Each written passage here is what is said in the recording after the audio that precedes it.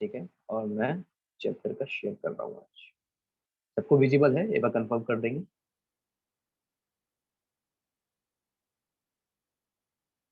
Screen सभी को visible है?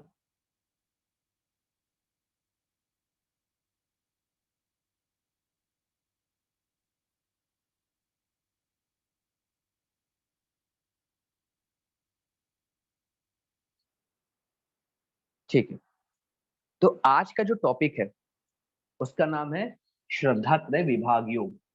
ठीक है, श्रद्धा के विभाग, किस प्रकार भगवान में श्रद्धा रखकर हम उन तक पहुंच सकते हैं, ये सारी चीजें हम यहाँ पे देखेंगे। ठीक है, तो भगवान सबसे पहले श्लोक में क्या करते हैं?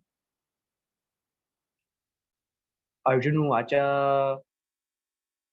ये शास्त्र विधि मुत सृज्य यजन्ते श्रद्धयान्वितः तेषां निष्ठा तु का कृष्णा सत्वमाहोरजस्तमः।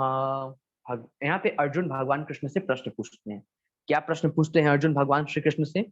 अर्जुन कहते हैं, हे कृष्ण, जो लोग शास्त्रों के नियम का पालन न करके अपनी कल्पना के अनुसार पूजा करते हैं, उनकी स्थिति कौन सी है? वह सतोगुणी है, रजोगुणी है या तमोगुणी है? अभी जैसे भगवान ने बताया था चैप्टर नंबर 16 में कि जो लोग शास्त्रों के अनुसार कार्य नहीं करते, जो लोग शास्त्रों के बताए गए नियमों को पालन नहीं करते, जैसे मैंने कल आपको डिस्कस किया था कि जो लोग शास्त्रों का नियम पालन नहीं करते वे लोग की स्थिति क्या होती है। भगवान कृष्ण ने भी बताया था कि जो लोग शास्त्रों की अवहेलना करते हैं, उनका नियम पालन नहीं करते, मनमाने ढंग से कार्य करते हैं, वे लोग कभी सुखी नहीं रहते, हमेशा उनके यहाँ क्लेश बना रहता है। जो लोग शास्त्र विरुद्ध कार्य करते हैं, वे कभी भी अपने लक्ष्य तक नहीं पहुंच सकते। जो शास्त्र विरुद्ध कार्य करते हैं, उनके यहाँ कभी भी धर्म नहीं टिक सकता, हमेशा वो परेशान रहेंगे, दुखी रहेंगे, हर तरह से पीड़ित रहेंगे। ये चीजें हमने कल देखी थी, जो भगवान कृष्ण ने भी यहाँ पे बताई थी। ठीक है, अब अर्जुन यहाँ पे पूछते हैं, हे कृष्ण, जो लोग शास्त्र नियमों का पालन नहीं करते, जैसा कि आपने बताया, और अपनी कल्पना के अनुसार जो कार्य करते हैं, किस स्थिति में है वो सतोगुणी है, रजोगुणी है, तमोगुणी है? थोड़ा सा डिटेल बताइए प्रभु। तो यहाँ पे भगवान बोलते हैं, श्री भगवान उवाचः त्रिविधा भवति श्रद्धा देहि नाम सा स्वभावजा सात्विकी राजसी चैव तामसी चेति ताम शृणु।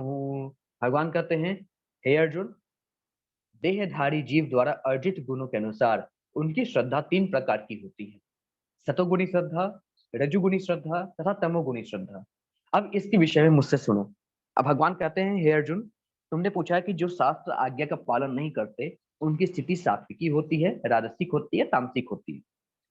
तो हे अर्जुन, जैसा जिसका स्वभाव रहता है, अगर किसी का सतोगुणी स्वभाव है, किसी का रजुगुणी स्वभाव है या किसी का तमोगुणी स्वभाव है, उसके हिसाब से उसकी भक्ति, उसकी श्रद्धा होती है। ठीक है, वो कैसे बताते हैं प्रभु आगे। आगे भगवान बोलते हैं 17.3 में, हे भरत पुत्र, विभिन्न गुणों के अंतर्गत अपने अपने अस्तित्व के अनुसार मनुष्य एक विशेष प्रकार की श्रद्धा विकसित करता है। अपने द्वारा अर्जित गुणों के अनुसार ही जीव को विशेष श्रद्धा से युक्त कहा जाता है। जो व्यक्ति में गुण होगा, अगर व्यक्ति सतोगुणी है तो उसके अंदर अलग तरह की श्रद्धा होती है, अगर व्यक्ति रजोगुणी है तो उसके अंदर अलग प्रकार की श्रद्धा होती है, और अगर कोई व्यक्ति तमोगुणी है उसके पास अलग तरह की श्रद्धा होती है। तो भगवान यहाँ पे एक्सप्लेन करते हैं गुण के हिसाब से लोगों की श्रद्धा, लोगों की पूजा पद्धति, लोगों को किसकी पूजा करते हैं, किसको अपना इष्ट देव मानते हैं, वो भी अलग अलग होता है, डिपेंड ऑन द नेचर, स्वभाव किसका कैसा है। फिर आगे भगवान कृष्ण कहते हैं श्लोक नंबर 4 में, ये जनते सात्विका देवान्य शरक्षांशी राजसः प्रेतान भूत गणा सच्चान अन्ये यजन्ते तामसः जनः। भगवान कहते हैं, हे अर्जुन, शतगुणी व्यक्ति लोग देवताओं की पूजा करते हैं, रजोगुणी लोग यक्षों और राक्षसों की पूजा करते हैं, और तमोगुणी लोग भूत प्रेतों की पूजा करते हैं।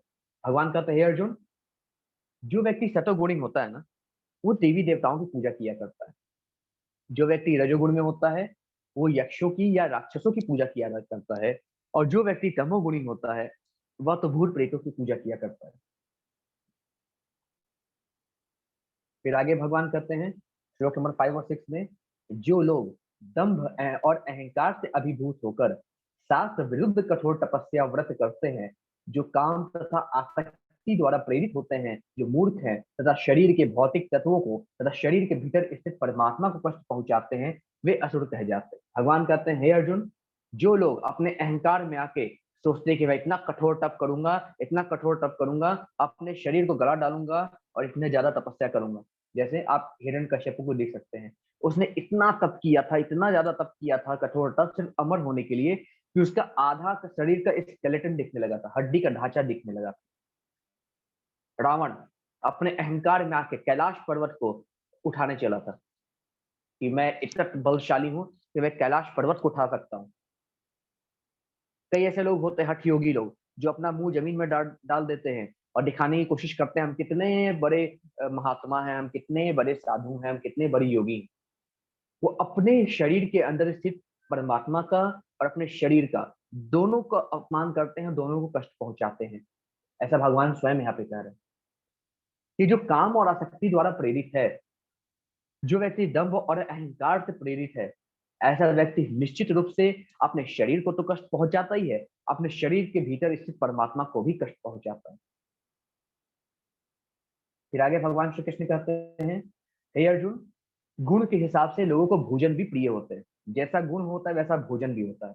मैंने कई बार आपको बताया है, जो भोजन सात्विक व्यक्तियों को प्रिय होता है, वह आयु बढ़ाने वाला होता है, जीवन को शुद्ध करने वाला होता है, तथा बल, स्वास्थ्य, सुख तथा तृप्ति प्रदान करने वाला होता है।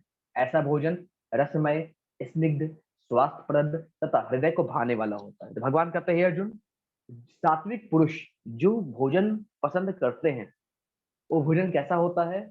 वह भोजन आयु को बढ़ाने वाला होता है, वो भोजन स्वास्थ्य को अच्छा करने वाला होता है, वह भोजन हृदय को, ऐसा भोजन होता है जिससे हमारा दिल खुश हो जाता है। ऐसा भोजन हो जाता है जिसमें अनेक तरह तरह के रस हों। फिर आगे भगवान कहते हैं, अत्यधिक तिक्त, खट्टे, नमकीन, गरम, चटपटा, शुष्क तथा जलन उत्पन्न करने वाला भोजन रजोगुणी व्यक्ति को प्रिय होता है। ऐसा भोजन दुख, शोक तथा रोग उत्पन्न करने वाला होता है। भगवान कहते हैं, हे अर्जुन, ज्यादा खट्टा, नमकीन, इस टाइप का भोजन, एकदम गरम, चटपटा और जलन उत्पन्न करने वाला, जो कि आजकल हमें प्रिय है। फास्ट फूड ऐसे ही होते हैं, जलन उत्पन्न करते हैं हमारे पेट में। पानी पूरी खाएंगे तो उस कुरकुरे खाएंगे, है ना, मोमोज खाएंगे, चाउमीन खाएंगे, मैगी खाएंगे, नमकीन खाएंगे। कितना खट्टा खट्टा हो सके वो सारी चीज हम खाना चाहते हैं, कितना चटपटा चीज हम खाना चाहते हैं। भगवान कह रहे हैं, ये जितने भी चीज हैं, सब रोग उत्पन्न करने वाले, सब ये खाना है। हम कहते हैं ना, हम अक्सर बीमार क्यों रहते हैं? हमारा पेट खराब रहता है, पेट में गैस बनती है, बहुत सारी अनेक बीमारी रहती है। कारण क्या है? यही। भगवान ने तो पहले भगवत गीता में बताया हुआ है, आज से 5000 साल पहले। आज नहीं बताया, 5000 साल पहले। हे अर्जुन, जो व्यक्ति इस तरह के भोजन को ग्रहण करता है, वो बीमार रहेगा ही रहेगा, इसमें कुछ संशय नहीं है। ऐसा भोजन दुख को आमंत्रित करता है, ऐसा भोजन रोग को आमंत्रित करता है, और ऐसा भोजन शोक को आमंत्रित करता है। ये भोजन जब भी हम करेंगे तो निश्चित रूप से रोग आपको आएंगे ही आएंगे, और साथ में आप दुखी भी रहेंगे, मन भी आपका प्रसन्न नहीं रहेगा। इसलिए जो ऐसे भोजन को हमें नहीं करना चाहिए।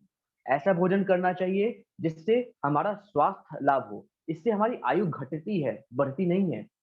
कैसा भोजन करना चाहिए? सात्विक भोजन करना चाहिए जिससे हमें स्वास्थ्य लाभ हो। फिर आगे भगवान कृष्ण कहते हैं, हे अर्जुन, जो व्यक्ति 3 घंटे से पूर्व पकाया हुआ भोजन करता है, स्वादहीन भोजन करता है, सड़ा भोजन खाता है, झूठा भोजन खाता है, अस्पृश्य वस्तुओं से युक्त भोजन खाता है, ऐसे लोगों को, किस लोगों को प्रिय होता है? जो तामसिक व्यक्ति हो।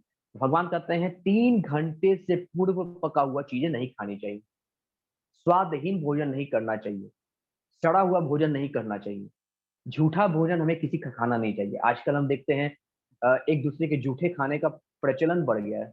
भगवान कहते हैं, झूठा कभी नहीं खाना चाहिए। कभी भी ऐसा भोजन नहीं करना चाहिए जिसमें किसी भी तरह का फंगस हो, बैक्टीरिया हो। सबसे अच्छा एग्जाम्पल क्या है? मशरूम, जो कि एक फंगस है, हम खूब चाव से खाते हैं।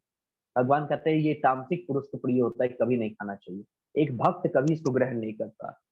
ब्रेड का हम सेवन करते हैं, ब्रेड भी कितना समय से किस प्रकार से बनाया जाता है, उसकी बनाने की स्थिति क्या है, उसमें भी कई तरह के बैक्टीरियाज होते हैं। साथ में जो ब्रेड बनाया जाता है कितने समय से बना हुआ होता है, भगवान कहते हैं 3 घंटे से पूर्व पका हुआ खाना नहीं चाहिए, और हम ब्रेड का भी सेवन करते हैं। सड़ा हुआ खाना नहीं खाना चाहिए, स्वादहीन भोजन नहीं करना चाहिए, परंतु ये सारी चीज हम करते हैं। हम वो हर चीज करते हैं जो हमारे शास्त्र में मना किया गया है, जो भगवान ने 5,000 साल पहले मना किया है, वो हर चीज हम करते हैं।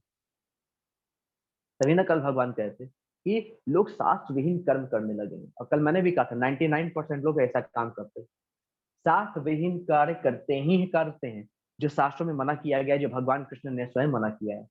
सोचिए हम कितना पालन करते हैं भगवान कृष्ण के उपदेशों का। जितना भी भगवान ने बताया है 99%, हम भी शामिल हैं, आप भी शामिल हैं, सभी लोग 99% उन उपदेशों का पालन नहीं करते। तो ये चीज सही कैसे होंगी?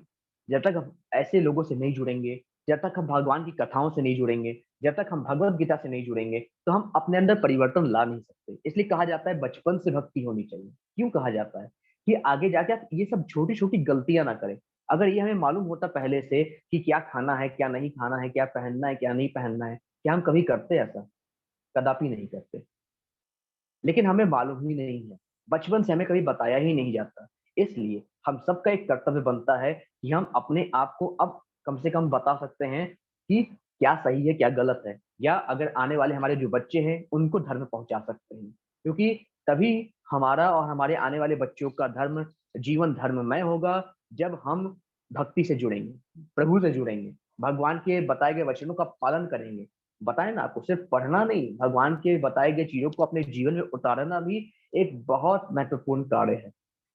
अर्जुन ने भगवान का उपदेश सिर्फ सुना नहीं, बल्कि उसके अक्षर अक्षर को पालन किया। इसलिए अर्जुन युद्ध जीत पाया। उसने अपने समस्त चीजों को, समस्त कर्मों को भगवान श्री कृष्ण के चरणों में अर्पित कर दिया था। भगवान ने जैसा कहा वैसा वैसा अर्जुन ने किया। वैसे ही भगवान यहाँ पे बताते हैं, हे अर्जुन, जो सात्विक पुरुष होते हैं उनको रसयुक्त भोजन, आयु बढ़ाने वाला भोजन, स्वास्थ्यप्रद भोजन अच्छा लगता है।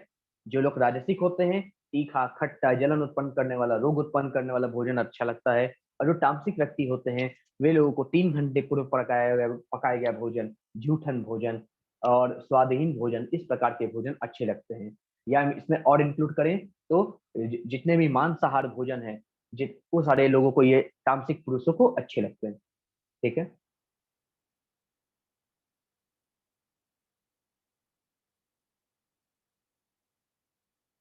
फिर आगे भगवान कहते हैं यज्ञों में वही यज्ञ सात्विक होता है। अब भगवान यज्ञ की चर्चा करते हैं कि कौन सा यज्ञ सात्विक है। हम कहते हैं ना, हम यज्ञ कर रहे हैं, हवन कर रहे हैं, तो इसमें भी 3 तरह के होते हैं। गुण के हिसाब से 3 तरह के यज्ञ भी होते हैं। भगवान कहते हैं वह यज्ञ सात्विक है जो शास्त्र के निर्देशानुसार कर्तव्य समझकर उन लोगों के द्वारा किया जाता है जो फल की इच्छा नहीं करते। भगवान कहते हैं हे अर्जुन, वह यज्ञ सात्विक जानो जिसमें कोई फल की इच्छा ना हो। जैसे आजकल हम क्यों हवन करते हैं? आजकल तो हवन फैशन हो गया है। कोई क्रिकेट में इंडिया को जिताने के लिए हवन करता है, कोई कुछ के लिए हवन करता है, कोई किसी उद्देश्य की पूर्ति के लिए हवन करता है। मतलब उद्देश्य की पूर्ति यहाँ पे जुड़ी हुई है। ठीक है। जिसका शास्त्रों में उल्लेख भी नहीं है, उस तरह का यज्ञ हम करते हैं।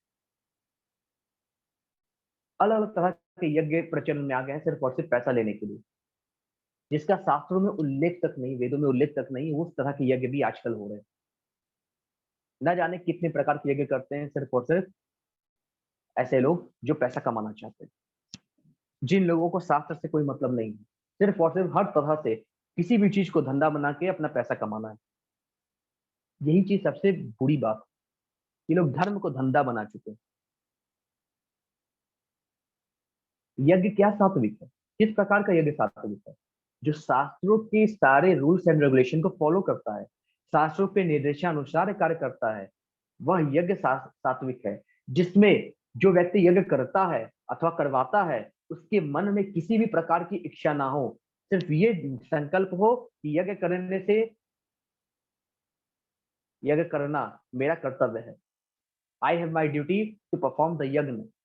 यज्ञ करना मेरा ड्यूटी है, मुझे मेरे गुरु के द्वारा आदेश दिया गया है। या मेरे भगवान द्वारा आदेश दिया गया है, ब्रह्मा जी द्वारा आदेशित है, यज्ञ करना मेरा कर्तव्य है, और वही यज्ञ करे जो शास्त्र अनुकूल हो, शास्त्र विरुद्ध नहीं। ठीक है।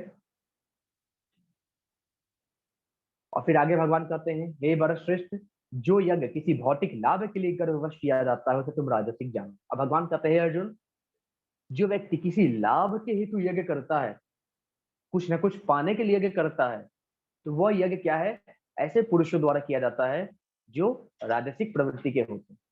ठीक है। फिर आगे भगवान कृष्ण कहते हैं, हे अर्जुन, जो व्यक्ति शास्त्रों के आदेशों का उल्लंघन करता है और फिर यज्ञ करता है, यज्ञ का प्रसाद किसी को वितरण नहीं करता, बिना वेद के मंत्रों का उच्चारण किए, बिना पुरोहित को दक्षिणा दिए, जब व्यक्ति बिना श्रद्धा के यज्ञ संपन्न करता है, वह तामसिक माना जाता है। और 60 to 65% ऐसे यज्ञ हो रहे हैं आजकल। 60 to 65%। सोचिए, भगवान ने बताया यज्ञ 3 तरह के होते हैं। पहला यज्ञ क्या होता है, सात्विक यज्ञ, यहाँ पे किसी भी प्रकार के फल की इच्छा नहीं होती, और वह यज्ञ शास्त्रों के आदेशानुसार होता है, जो शास्त्रों में उल्लेखित है वही यज्ञ किया जाता है। दूसरा जो यज्ञ है वो भी शास्त्रों के अनुसार होता है, शास्त्रों में जो उल्लेखित है वही यज्ञ किया जाता है, परंतु इसमें फल की इच्छा जुड़ जाती है कि ये यज्ञ करने का उद्देश्य मेरा ये है, ये सांसारिक सुख हासिल करना है, वो सात्विक से हट के राजसिक यज्ञ हो जाता है। परंतु जो यज्ञ जिसमें जो शास्त्रों में उल्लेखित तक नहीं है, ऐसे तरह के यज्ञ अगर होते हैं जिसमें ना तो कोई प्रसाद वितरण किया जाता है, ना तो किसी प्रकार का शास्त्रों के वेद मंत्रों का प्रयोग किया जाता है, ना तो एक वेद पाठी ब्राह्मण उसको करवाता है, ना उस यज्ञ का वेदों का ज्ञाता उसको करवाता है, ना पुरोहित को दक्षिणा इसमें दी जाती है, और ना यज्ञ करवाने वाले या यज्ञ करने वाले के मन में उस यज्ञ के प्रति श्रद्धा होती है, सिर्फ और सिर्फ दिखाने के लिए। आजकल है ना, दिखाने के लिए, जैसे मैंने आपको बताया था, अहंकार में दिखाने के लिए, मेरे पास इतना पैसा है, मैं इतना यज्ञ करूंगा, इतना हवन कराऊंगा। दूसरों को जलाने के लिए, दूसरों को दिखाने के लिए व्यक्ति अगर इस प्रकार का यज्ञ करता है, यज्ञ से भी घृणा करता है, दूसरों से घृणा करता है, तो ऐसा यज्ञ क्या होता है, तामसिक यज्ञ होता है, क्योंकि इसमें दूसरे को नीचा दिखाने का भावना जुड़ा होता है। और जिस यज्ञ में दूसरे को नीचा दिखाने का भावना जुड़ा होता है, जिस यज्ञ में हमारे अंदर अहंकार और दम्भ भरा होता है, जिसमें हम वैदिक मंत्रों का प्रयोग नहीं करते, यहाँ पे वेद पाठी ब्राह्मण बैठ के यज्ञ नहीं कराता, वह यज्ञ तामसिक कहा जाता है। ऐसा भगवान श्री कृष्ण यहाँ पे कहते हैं। ठीक है। फिर आगे भगवान कहते हैं, हे अर्जुन, देव द्विज गुरु प्राज्ञा पूजनम शौच मार्जवम मार्जवम ब्रह्मचर्य महर्षांच शरीरम तप्य उच्यते। भगवान कहते हैं, हे अर्जुन, परमेश्वर की, ब्राह्मणों की, गुरु की और माता पिता जैसे गुरुजनों की पूजा करना तथा पवित्रता, सरलता, ब्रह्मचर्य और अहिंसा ही शारीरिक तपस्या है। भगवान कहते हैं, अब देखिए शारीरिक तपस्या भगवान बता रहे हैं क्या चीजें होती हैं। भगवान कहते हैं, हे अर्जुन, परमेश्वर की सेवा करना, ब्राह्मणों की सेवा करना, अपने गुरु माता पिता की सेवा करना, इन सब की सेवा करना, पूजन करना तथा अपने अंदर प्योरिटी, पवित्रता रखना, सरलता रखना, ब्रह्मचर्य का पालन करना और अहिंसा, ये शारीरिक तपस्या है। ये शारीरिक तपस्या बहुत जरूरी है। ठीक है। उसके बाद भगवान क्या करते हैं, अनुद्वेग करम वाक्यम सत्यम प्रिय हितम च यत् स्वाध्याय अभ्यासे अभ्यसनम चैव वांग्यमयम तप उच्यते। भगवान कृष्ण कहते हैं, हे अर्जुन, सच्चे, भाने वाले, हितकर तथा अन्य को शुद्ध न करने वाले वाक्य बोलना और वैदिक साहित्य का नियमित पारायण करना, ये वाणी की तपस्या है। शारीरिक तपस्या क्या है, अपने आप को पवित्र रखना, माता पिता गुरुजनों की सेवा करना, ठीक है, और वेदों के बताए गए कार्य करना। ठीक है। ये सब क्या बताई गई है, ब्रह्मचर्य का पालन करना, सरलता, अहिंसा का पालन करना, ये क्या है, शारीरिक तपस्या। वाणी की तपस्या क्या है, कि अपने मुख से ऐसे कोई शब्द नहीं बोलना जिससे दूसरे के हृदय को कष्ट पहुंचे, हमेशा अच्छे वचन बोलना, वैदिक आदेशा अनुसार वचन बोलना। ठीक है। वैदिक साहित्य का नियमित पारायण करना। वाणी की तपस्या क्या है, कि वेदों को पढ़ना, अपने धर्म ग्रंथों को पढ़ना, श्रीमद् भागवत को पढ़ना, श्रीमद् भागवतम को पढ़ना, भगवत गीता को पढ़ना, ठीक है। दूसरों को बहाने वाले हितकर वचन बोलना, ये वाणी की तपस्या है। और मन की तपस्या क्या है? संतोष, सरलता, गंभीरता, आत्म संयम एवं जीवन की शुद्धि। मन की तपस्या क्या है? कि हमेशा सरल होना, मन में सदैव संतोष रखना, किसी से कंपेयर नहीं करना, आत्म संयम का होना और जीवन में शुद्धता का होना, ये मन की तपस्या है। तो 3 तरह की तपस्याएं भगवान ने बताई हैं। शारीरिक तपस्या, ब्रह्मचर्य का पालन, सरलता और हमेशा दूसरे को भाने वाले कार्य करना। दूसरा, वाणी की तपस्या, सत्य भाषण बोलना, दूसरों को भाने वाले वचन बोलना, वेद वेदांत का पाठ करना, अपने ग्रंथों का पाठ करना, ये वाणी की तपस्या है। और मन की तपस्या, संतोष होना, सरलता, गंभीरता, आत्म संयम एवं जीवन की शुद्धि, ये क्या है? मन की तपस्या है। ठीक है। फिर आगे श्लोक नंबर 17 में भगवान कृष्ण बोलते हैं, श्रद्धया परया तप्तम तपस्त तत्त्रिविधम नरः अफलाकांक्षी युक्त है सात्विकम परीक्षते। भगवान कहते हैं, भौतिक लाभ की इच्छा न करने वाले तथा केवल परमेश्वर में प्रवृत्त मनुष्यों द्वारा दिव्य श्रद्धा से संपन्न यह 3 प्रकार की तपस्या सात्विक तपस्या कही जाती है। अब देखिए, शारीरिक तपस्या, वाणी की तपस्या और मन की तपस्या, ये तीनों तपस्या है, जब हम करते हैं, जब हमारे मन में किसी भी प्रकार के भौतिक लाभ की इच्छा नहीं होती, कि तीनों तपस्या अगर हम फॉलो करते हैं और अगर हम सिर्फ और सिर्फ ये सोचते हैं कि भगवान को प्रसन्न करने के लिए कार्य कर रहे हैं, अपने भौतिक लाभ को, अपने सांसारिक लाभ के लिए कार्य नहीं करते हैं, भगवान कहते हैं वह सात्विक तपस्या कहलाती है। सात्विक तपस्या क्या है? भौतिक लाभ की इच्छा न करने वाले तथा केवल परमेश्वर प्रवृत्त मनुष्यों द्वारा दिव्य श्रद्धा से संपन्न 3 प्रकार की तपस्या सात्विक तपस्या है। फिर से सुनिए, जो 3 प्रकार की तपस्या है, शारीरिक, वाणी की तपस्या और मन की तपस्या, ये 3 प्रकार की तपस्या अगर हम भगवान को याद करके करते हैं तो ये सात्विक तपस्या कहलाएगी। अगर इसमें हमारी फल की इच्छा जुड़ी है तो फिर आगे हम देखेंगे वो कौन सी तपस्या है। लेकिन बिना फल की इच्छा के अगर कोई तपस्या करनी है, उसमें फल की इच्छा जुड़ी नहीं होनी चाहिए, भगवान की याद जुड़ी होनी चाहिए, अकर्म की तरह हमको इसको करना चाहिए, तो यह तपस्या सात्विक तपस्या कहलाती है। फिर आगे भगवान कहते हैं, सत्यकार्यवान पूजार्थम तपोदम्भेन चैव यत् क्रियते ददिह प्रोक्तम राजसम चल मधुवम। तो यहाँ पे भगवान कहते हैं, हे अर्जुन, जो तपस्या दम्भ पूर्वक तथा सम्मान, सत्कार एवं पूजा कराने के लिए संपन्न की जाती है, वो राजसिक कहलाती है। यह ना तो स्थायी होती है, ना शाश्वत होती है। तो भगवान कहते हैं, हे अर्जुन, जो तपस्या अहंकार के साथ की जाती है, अगर मन, वाणी और शारीरिक तपस्या अहंकार के भाव से किया जाए, सत्कार एवं पूजा कराने के लिए संपन्न की जाए, कि हम पूजा कर रहे हैं, इस मतलब कि इसको ऐसे समझ सकते हैं कि लोग कहते हैं ना कि मंगलवार को, गुरुवार को, शनिवार को मांस मछली मत खाइए, लेकिन उसके बाद खाइए। पूजा का समय है, आज व्रत हमने किया है, तो हम वाणी से किसी को दुख नहीं पहुंचाएंगे, हम किसी से उल्टे सीधे वचन नहीं कहेंगे, किसी को गाली नहीं देंगे, और अदर समय खूब गाली देंगे दूसरे को। कहते हैं ना, जब दुर्गा अष्टमी रहती है, या आप कहें कि 9 दिन जब दुर्गा मैया की पूजा होती है, तो 9 दिन कन्या पे हाथ नहीं उठाएंगे, 10वें दिन खूब कन्याओं को मारेंगे। ये होती है सिर्फ एक समय के लिए वो कार्य न करना, बाकी उसी कार्य को दोहराना। ये है आपकी राजसिक तपस्या। तपस्या है पूरे जीवन के लिए होनी चाहिए। जो गलत है तो गलत है।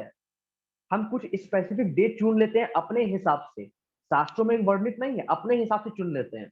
पता नहीं कहां से हमको आत्मज्ञान हो जाता है कि हम सोचते हैं कि मंगलवार, गुरुवार और शनिवार को नहीं खाएंगे नॉनवेज, बाकी दिन खा सकते हैं, भगवान ने तो वेदों में लिखा है खाइए। और ये सब वेद वेदांत है, पता नहीं कहां से ये सब पढ़ के आ जाते हैं सब।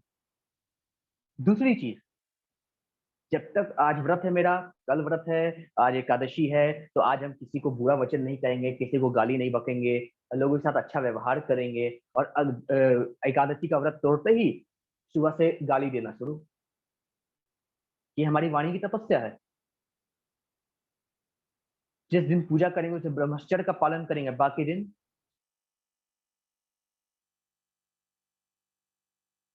और मन की तपस्या।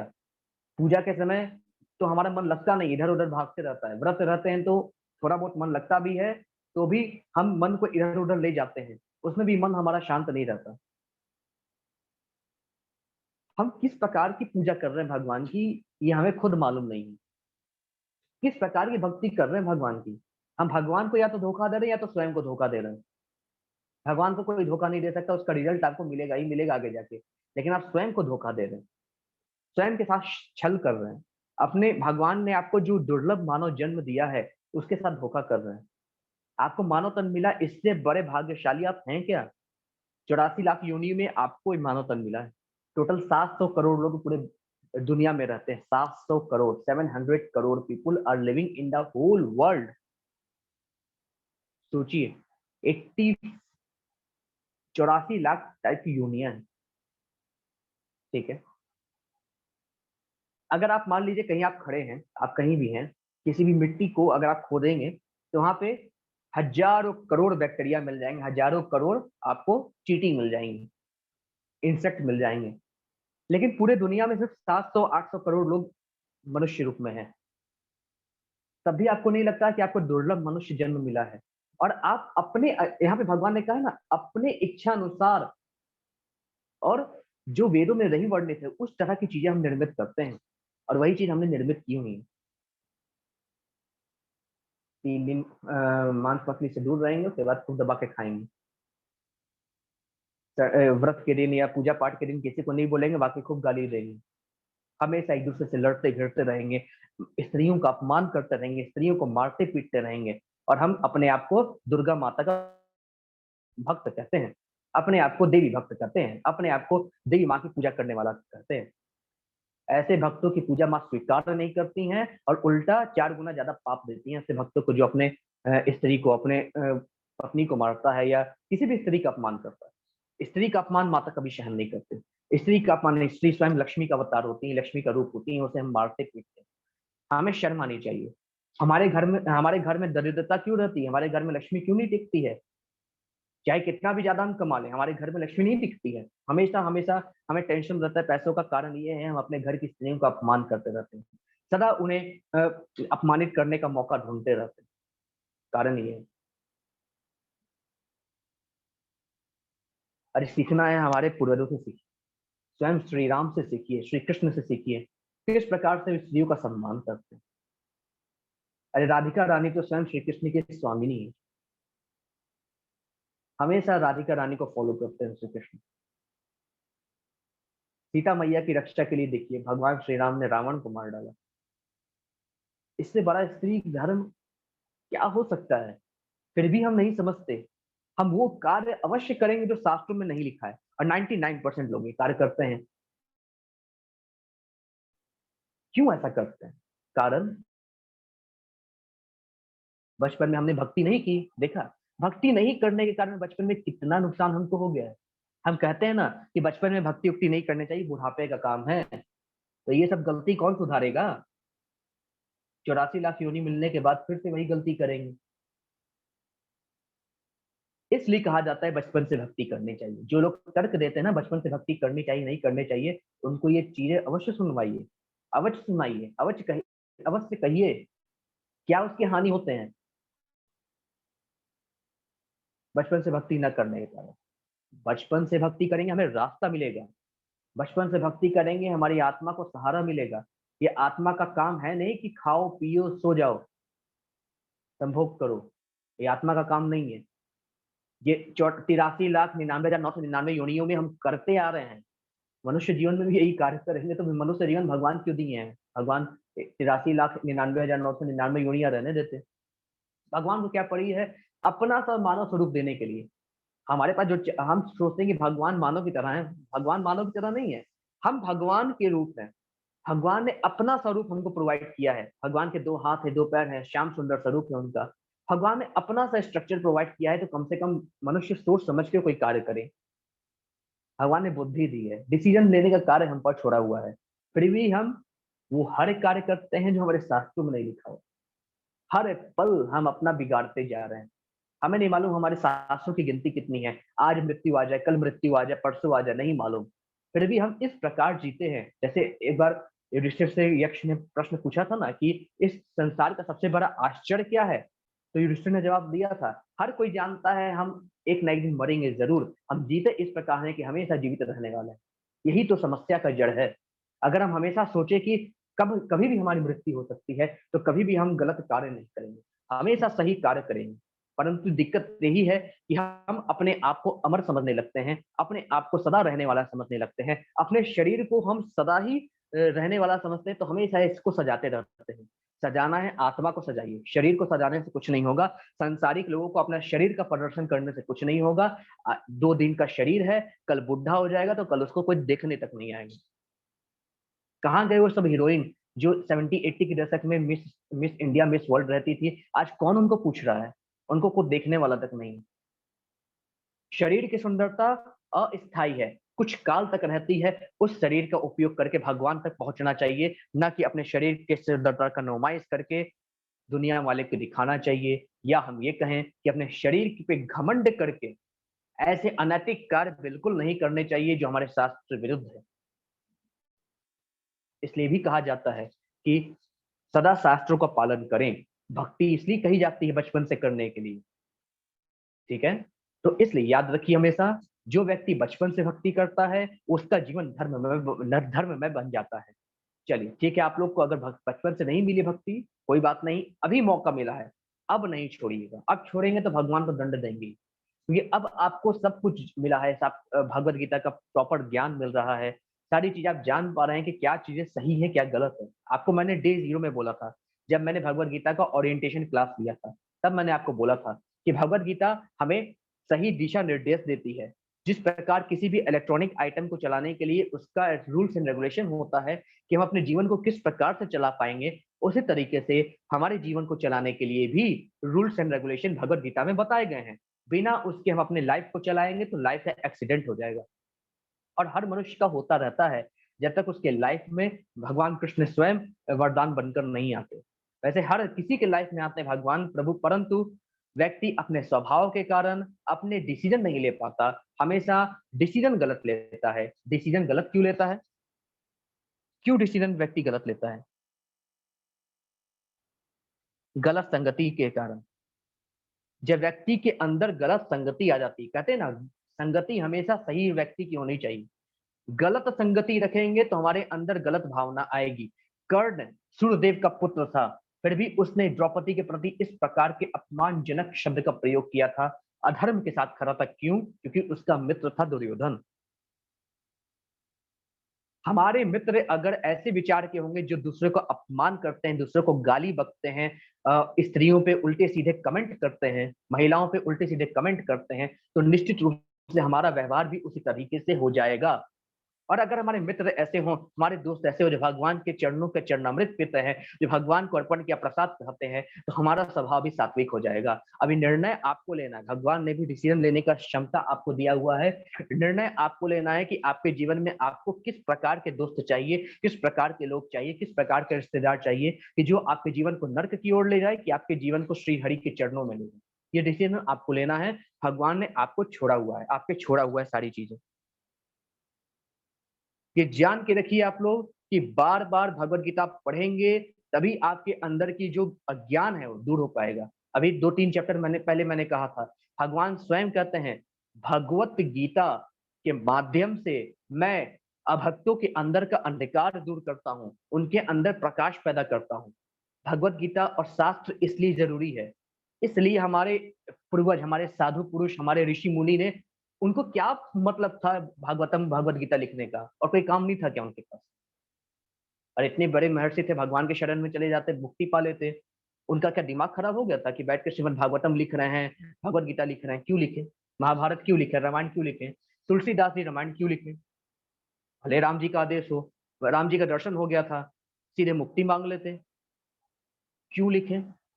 उनका दिमाग खराब हो गया था। इसलिए लिखे कली काल के पुरुषों का कल्याण होना चाहिए। हमारे ऋषि महर्षि लोग, हमारे साधु लोग सदा इसलिए जीते थे कि कली काल के पुरुषों का कल्याण हो। हमेशा हमारे लिए वो चिंतित हैं और हम ऐसे लगते हैं कि जैसे हमें उनकी कोई फिक्र ही नहीं है।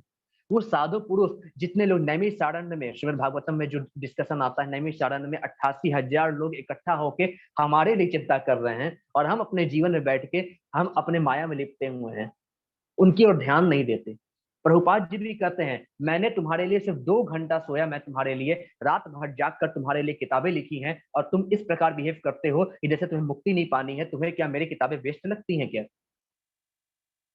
मैंने रात भर जाग कर सिर्फ और सिर्फ तुम्हारे कल्याण के लिए सारी चीजें लिखी हैं कि तुम पढ़ो और अपने जीवन में उतारो, और तुम इस प्रकार बिहेव करते हो कि तुम कभी भगवान के लिए बने ही नहीं हो।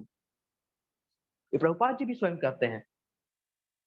हमें अपने ऋषि महर्षियों का सम्मान करना आना होगा, नहीं आता है तो सीखना होगा, अपने बच्चों को सिखाना होगा। आजकल हमारे बच्चे बड़ों से जबान लड़ाते हैं, क्यों? क्योंकि माँ बाप को देखते हैं ऐसा करते हुए। माँ बाप अपने आप में ही बहसबाजी करते हैं, तो उसका लक्षण नहीं पड़ेगा क्या हमारे बच्चों पे? हम जब भी गृहस्थ आश्रम शुरू करने जाएं, एक एक चीज का पालन करें। एक चीज की गड़बड़ी हमारे पूरे के पूरे खानदान को खत्म कर सकती है। एक चीज की संस्कार की गड़बड़ी बहुत महत्वपूर्ण है। इसलिए आप भगवत गीता का श्रवण करें, अपने बच्चों को करवाएं, श्री राम के बारे में लोगों को बताएं। श्री राम का चरित्र कैसा है, श्री राम जैसा बनो, श्री राम जैसा पुत्र बनो, श्री राम जैसा पति बनो, श्री राम जैसा भाई बनो। भगवान कृष्ण जैसे जो उन्होंने ज्ञान दिया है, वो ज्ञान अपने बच्चों को बताएं, आप खुद ग्रहण करें। उनके चरित्र का 1% तो फॉलो करने की कोशिश करें। अरे नहीं कर सकते 99% फॉलो, भगवान है, हम मनुष्य हैं। 1% भी फॉलो नहीं हो सकता क्या? क्या हम सत्य नहीं बोल सकते? क्या हम उनके राह पे नहीं चल सकते? अहिंसा का मार्ग नहीं अपना सकते? क्या ये नहीं कर सकते? क्या हम अपने घर में गाली देना बंद नहीं कर सकते? क्या अपने घर में हम उल्टे सीधे कार्य करना बंद नहीं कर सकते? क्या अपने घर में हम किसी की भी पूजा करना बंद नहीं कर सकते? पूजा हो तो श्री राम भगवान शिव की, कृष्ण की, विष्णु जी की, या देवी देवताओं की। उल्टे सीधे किसी की पूजा करना बंद नहीं कर सकते। अपने लाइफ को निश्चित रूप से हमें अपना धर्ममय बनाना होगा, वरना भगवान ने जैसा कहा है, सुख आपके लाइफ में तो कभी आएगा नहीं। श्री यानी लक्ष्मी भी आपके घर में आएंगी नहीं, और सदा ही आपका खानदान दुख में डूबा रहेगा। इसलिए भी हमको अपने आप को सुधारने की बहुत ज्यादा जरूरत है, और इसका सिर्फ एक ही रास्ता है, भगवत गीता, भगवत गीता, भगवत गीता। जितना अध्ययन करेंगे उतना आपका जीवन धर्ममय हो जाएगा। अध्ययन नहीं करना है, सिर्फ अपने जीवन में उतारना है। वही चीज भगवान यहाँ पे करते हैं कि जो व्यक्ति पूर्वक सम्मान, सत्कार एवं पूजा कराने के लिए, जैसे मैंने आपको कहा कि सिर्फ और सिर्फ दिखावट के लिए, अपने अहंकार के प्रदर्शन के लिए, या ये व्रत या पूजा तब तक है तब तक हम ये अच्छे काम करेंगे, उसके बाद हम बुरे काम में लिप्त हो जाएंगे। तो इस प्रकार का जो यज्ञ है, इस प्रकार की चीजें हैं, वो राजसिक कहलाती है। वो कभी स्थायित्व नहीं होती, वो कभी शाश्वत नहीं होती। फिर आगे भगवान कहते हैं, मूढ़ग्राहेणात्मनो यत् पीडया क्रियते तपः परस्योत्सादनार्थं वा तत्तामस मुदारितम। अब भगवान कृष्ण कहते हैं, हे अर्जुन, मूर्खतावश आत्म उत्पीड़न के लिए या अन्यों को विनष्ट करने या हानि पहुंचाने के लिए जो तपस्या की जाती है वह तामसी है। भगवान कहते हैं, हे अर्जुन, अगर कोई तपस्या दूसरों को कष्ट पहुंचाने के लिए, दूसरों को हानि पहुंचाने के लिए, अपने आप में उत्पीड़न के लिए, दूसरे के उत्पीड़न के लिए कोई तपस्या की जाती है, कोई व्रत किया जाता है, वो तामसिक कहलाता है। जैसे हिरण्यकश्यपु ने अमर होकर सभी असुर, सभी देवताओं, सभी मनुष्यों को कष्ट पहुंचाने के लिए उसने तप किया था, तो उसका वो तपस्या तामसिक था। तो 3 प्रकार के तप हैं, सात्विक तप, राजसिक तप, तामसिक तप। वह तप, तपस्या यानी वाणी की तपस्या, शारीरिक तपस्या और मन की तपस्या, ये अगर बिना किसी फल की इच्छा के हो, भगवान की भक्ति के लिए, भगवान की भक्ति या भगवान को याद करके वो तपस्या की जाए, तो निश्चित रूप से वो सात्विक तप होता है। अगर वही तप से दिखावट के लिए किया जाए या कुछ समय के लिए किया जाए, उसके बाद वो चीजें छोड़ दी जाए, तो वो राजसिक होता है। और तामसिक तप क्या होता है? अगर वो किसी को कष्ट पहुंचाने के लिए तपस्या की जाए, किसी को पीड़ा देने के लिए तपस्या की जाए, तो वह तामसिक तप में आता है। ठीक है। फिर आगे भगवान कृष्ण कहते हैं, फिर आगे भगवान श्री कृष्ण कहते हैं,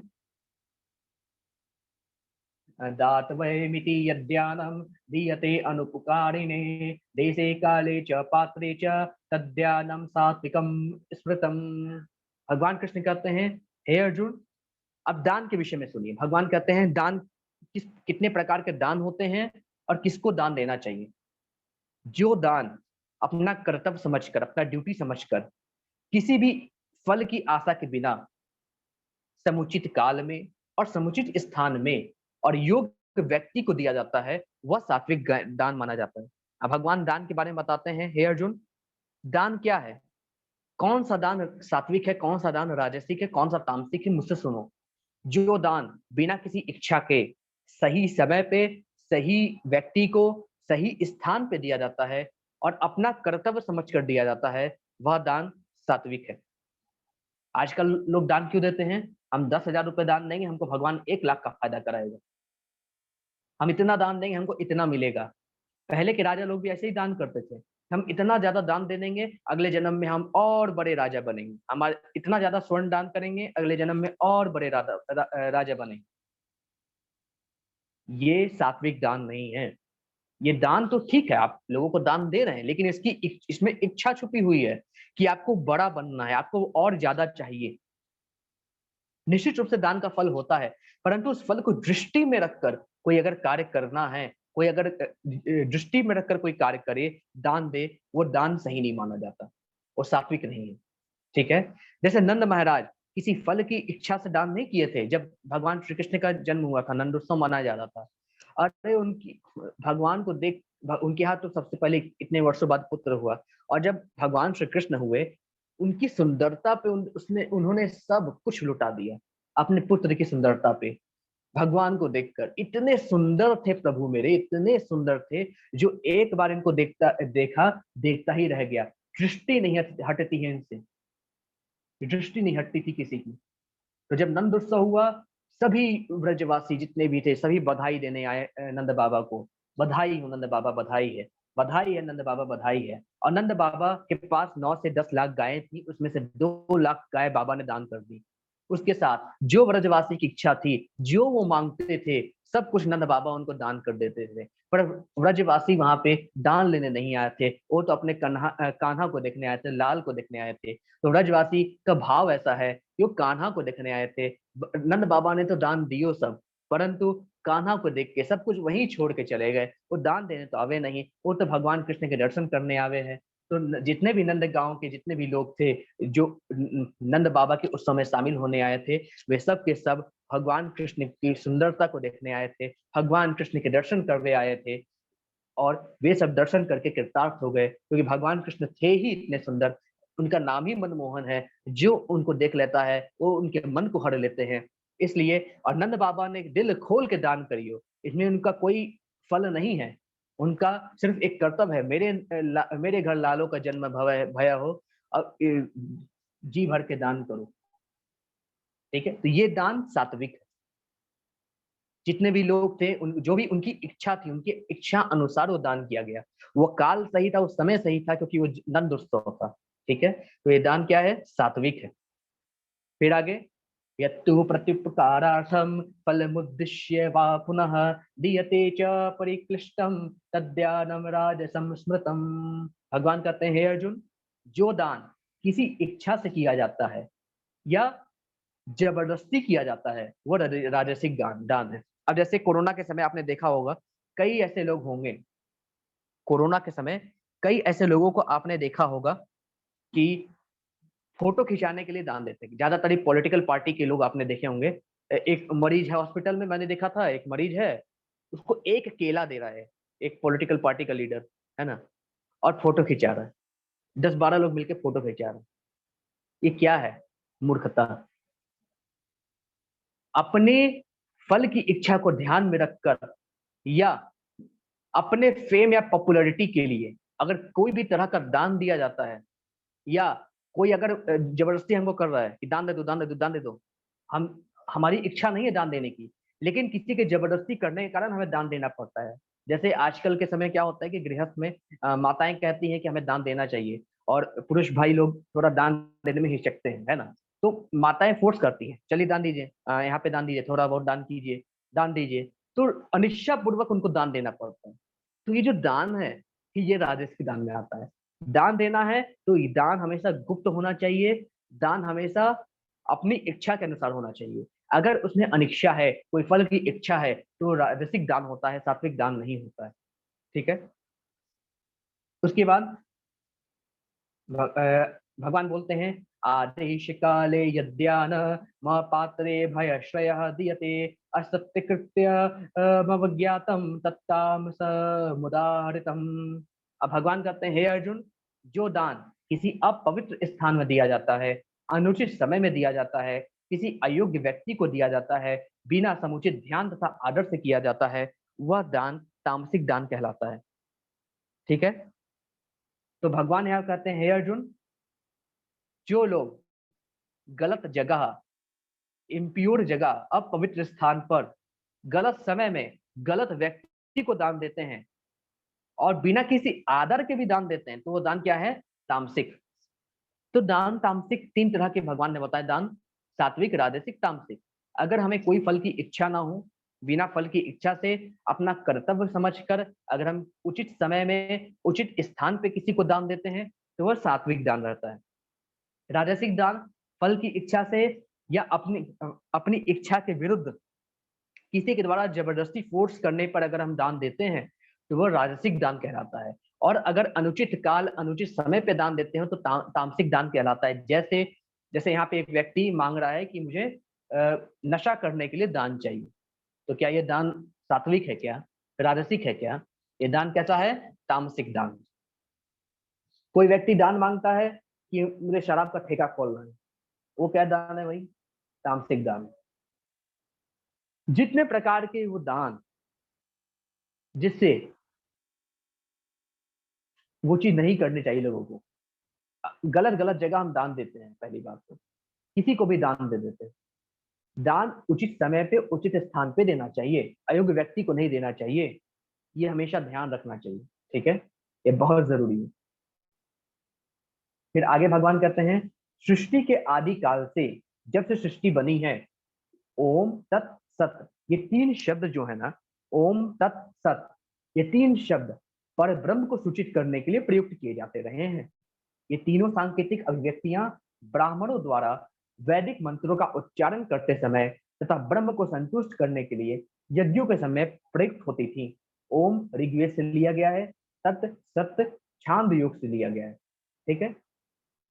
तो भगवान कहते हैं कि ओम तत् सत, ये तीन शब्द हैं सृष्टि के आदि काल से, जब से सृष्टि बनी है तब से मुझे सूचित करने के लिए, यानी परब्रह्म को, भगवान कृष्ण को सूचित करने के लिए प्रयोग किया जाता है।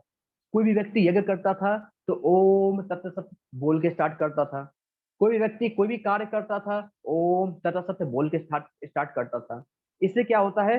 परब्रह्म को संबोधित होते हैं ये शब्द, और ये शब्द जब परब्रह्म को संबोधित होता है तो भगवान को हम याद कर सकते हैं। तो इसलिए यज्ञ के समय, है ना, और कोई भी तरह के खान पान के समय हम ओम तत् सत का प्रयोग करते हैं। ओम तत् सत का प्रयोग करना मतलब परब्रह्म को याद करना, भगवान कृष्ण को याद करना। ठीक है। फिर आगे श्लोक नंबर 24 में भगवान कहते हैं, अतएव योगी जन ब्रह्म की प्राप्ति के लिए शास्त्र विधि के अनुसार यज्ञ, दान तथा तप की समस्त क्रियाओं का शुभारंभ सदैव ओम से करते हैं। तो भगवान कहते हैं, अर्जुन, इसलिए जितने भी योगी जन हैं, उसे ब्रह्म की प्राप्ति के लिए शास्त्र विधि के अनुसार यज्ञ, दान तथा तप की समस्त क्रियाओं का शुभारंभ हमेशा ओम शब्द से करते हैं। कोई भी तरह का दान भी देना हो तो ओम तत्सत ये बोल के दीजिए। कोई भी तरह का यज्ञ करना हो, सात्विक यज्ञ, ओम तत्सत बोल के दीजिए। कोई भी तरह का तप करना हो, सात्विक तप, ओम तत्सत बोल के कीजिए। तो परब्रह्म को याद करके अगर कोई कार्य करते हैं तो निश्चित रूप से हमारा कल्याण होता है। ओम, कभी कभी हम सोचते हैं कि ओम शिव जी को इंगित होता है, नहीं। श्रीमद् भागवतम में लिखा है, ओम शब्द का अर्थ है भगवान नारायण, भगवान कृष्ण। ओम शब्द उनको संबोधित किया जाता है। ठीक है। ओम शब्द भगवान कृष्ण को संबोधित किया जाता है। ये सर्वोच्च लक्ष्य को इंगित करने के लिए वैदिक श्लोक भजनों की शुरुआत में रखा गया है। हम देखते हैं हर तरह के भजन में ओम शब्द की शुरुआत होती है। ओम का अब दो तरह का व्याख्या मैं आपको बताऊंगा, जो शिव जी के भजन में होता है और जो भगवान नारायण के भजन में होता है। यहाँ पे आप सबसे पहले श्री राम की भजन की बात करें या भगवान कृष्ण की भजन की बात करें, जो ओम शब्द का प्रयोग होता है वह इंगित करने के लिए होता है कि भगवान कृष्ण सर्वोच्च हैं, भगवान कृष्ण ही सर्वव्यापी हैं। और ओम शब्द उन्हीं को बताने के लिए होता है कि भगवान कृष्ण को संबोधित है। और जो शिव जी के, भगवान शिव के पहले जो भजनों के पहले ओम लिखा होता है और हम समझते हैं ओम शिव जी के लिए है, ओम शिव जी के लिए नहीं है। वहां पे ओम शब्द ये इंडिकेट करता है कि शिव के आराध्य कौन है, शिव जी के आराध्य कौन है, श्री कृष्ण है। तो शिव जी के भजन के पहले ओम यानी कृष्ण आते हैं। शिव जी के भजन के पहले भगवान कृष्ण का ध्यान कीजिए, फिर शिव जी का भजन कीजिए। इसका अर्थ ये है, ठीक है। तो अगर शिव जी के भजन के पहले ओम आता है तो इसका मतलब ये नहीं कि शिव जी को इंडिकेट करने के लिए। वहां पे भगवान कृष्ण को या भगवान राम को सर्वप्रथम याद करते हैं, फिर शिव जी का भजन करते हैं, क्योंकि शिव जी सदा राम नाम का जप करते रहते हैं। तो इसलिए उनके सभी भजनों में हम देखेंगे ओम पहले होता है। तो ओम इसलिए होता है, वो भगवान कृष्ण को इंडिकेट करते हैं। और जो भगवान कृष्ण के भजनों में ओम होता है वो स्वयं तो भगवान कृष्ण को इंडिकेट करता है कि ओम जय जगदीश हरे या ओम नमो नारायणाय, ओम नमो भगवते वासुदेवाय। ये भगवान को ही इंडिकेट होता है कि ये भजन भगवान के लिए है। और शिव जी के पहले जो भी भजन होते हैं वो इंडिकेट करता है कि सबसे पहले शिव जी किसके आराध्य हैं, शिव जी किसकी आराधना करते हैं, श्री राम की या श्री कृष्ण की। तो वो उनको इंडिकेट करने के लिए ओम का यूज होता है, ठीक है।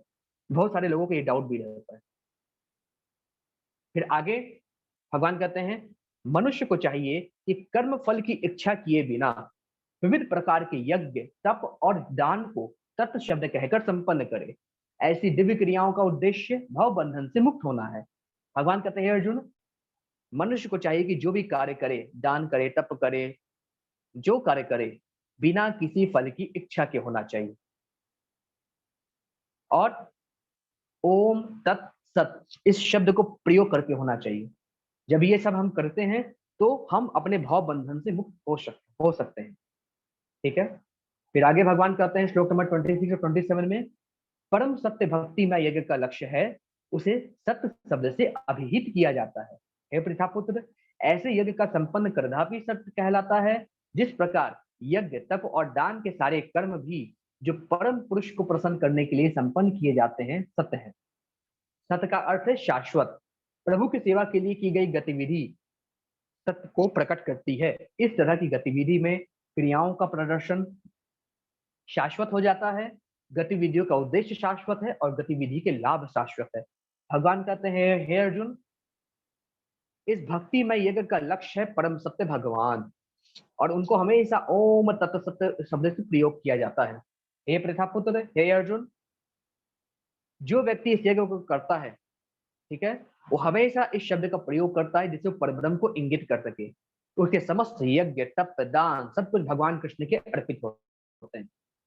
यहाँ पे ओम तत् सत्य में सत्य का अर्थ है शाश्वत, सदैव रहने वाला।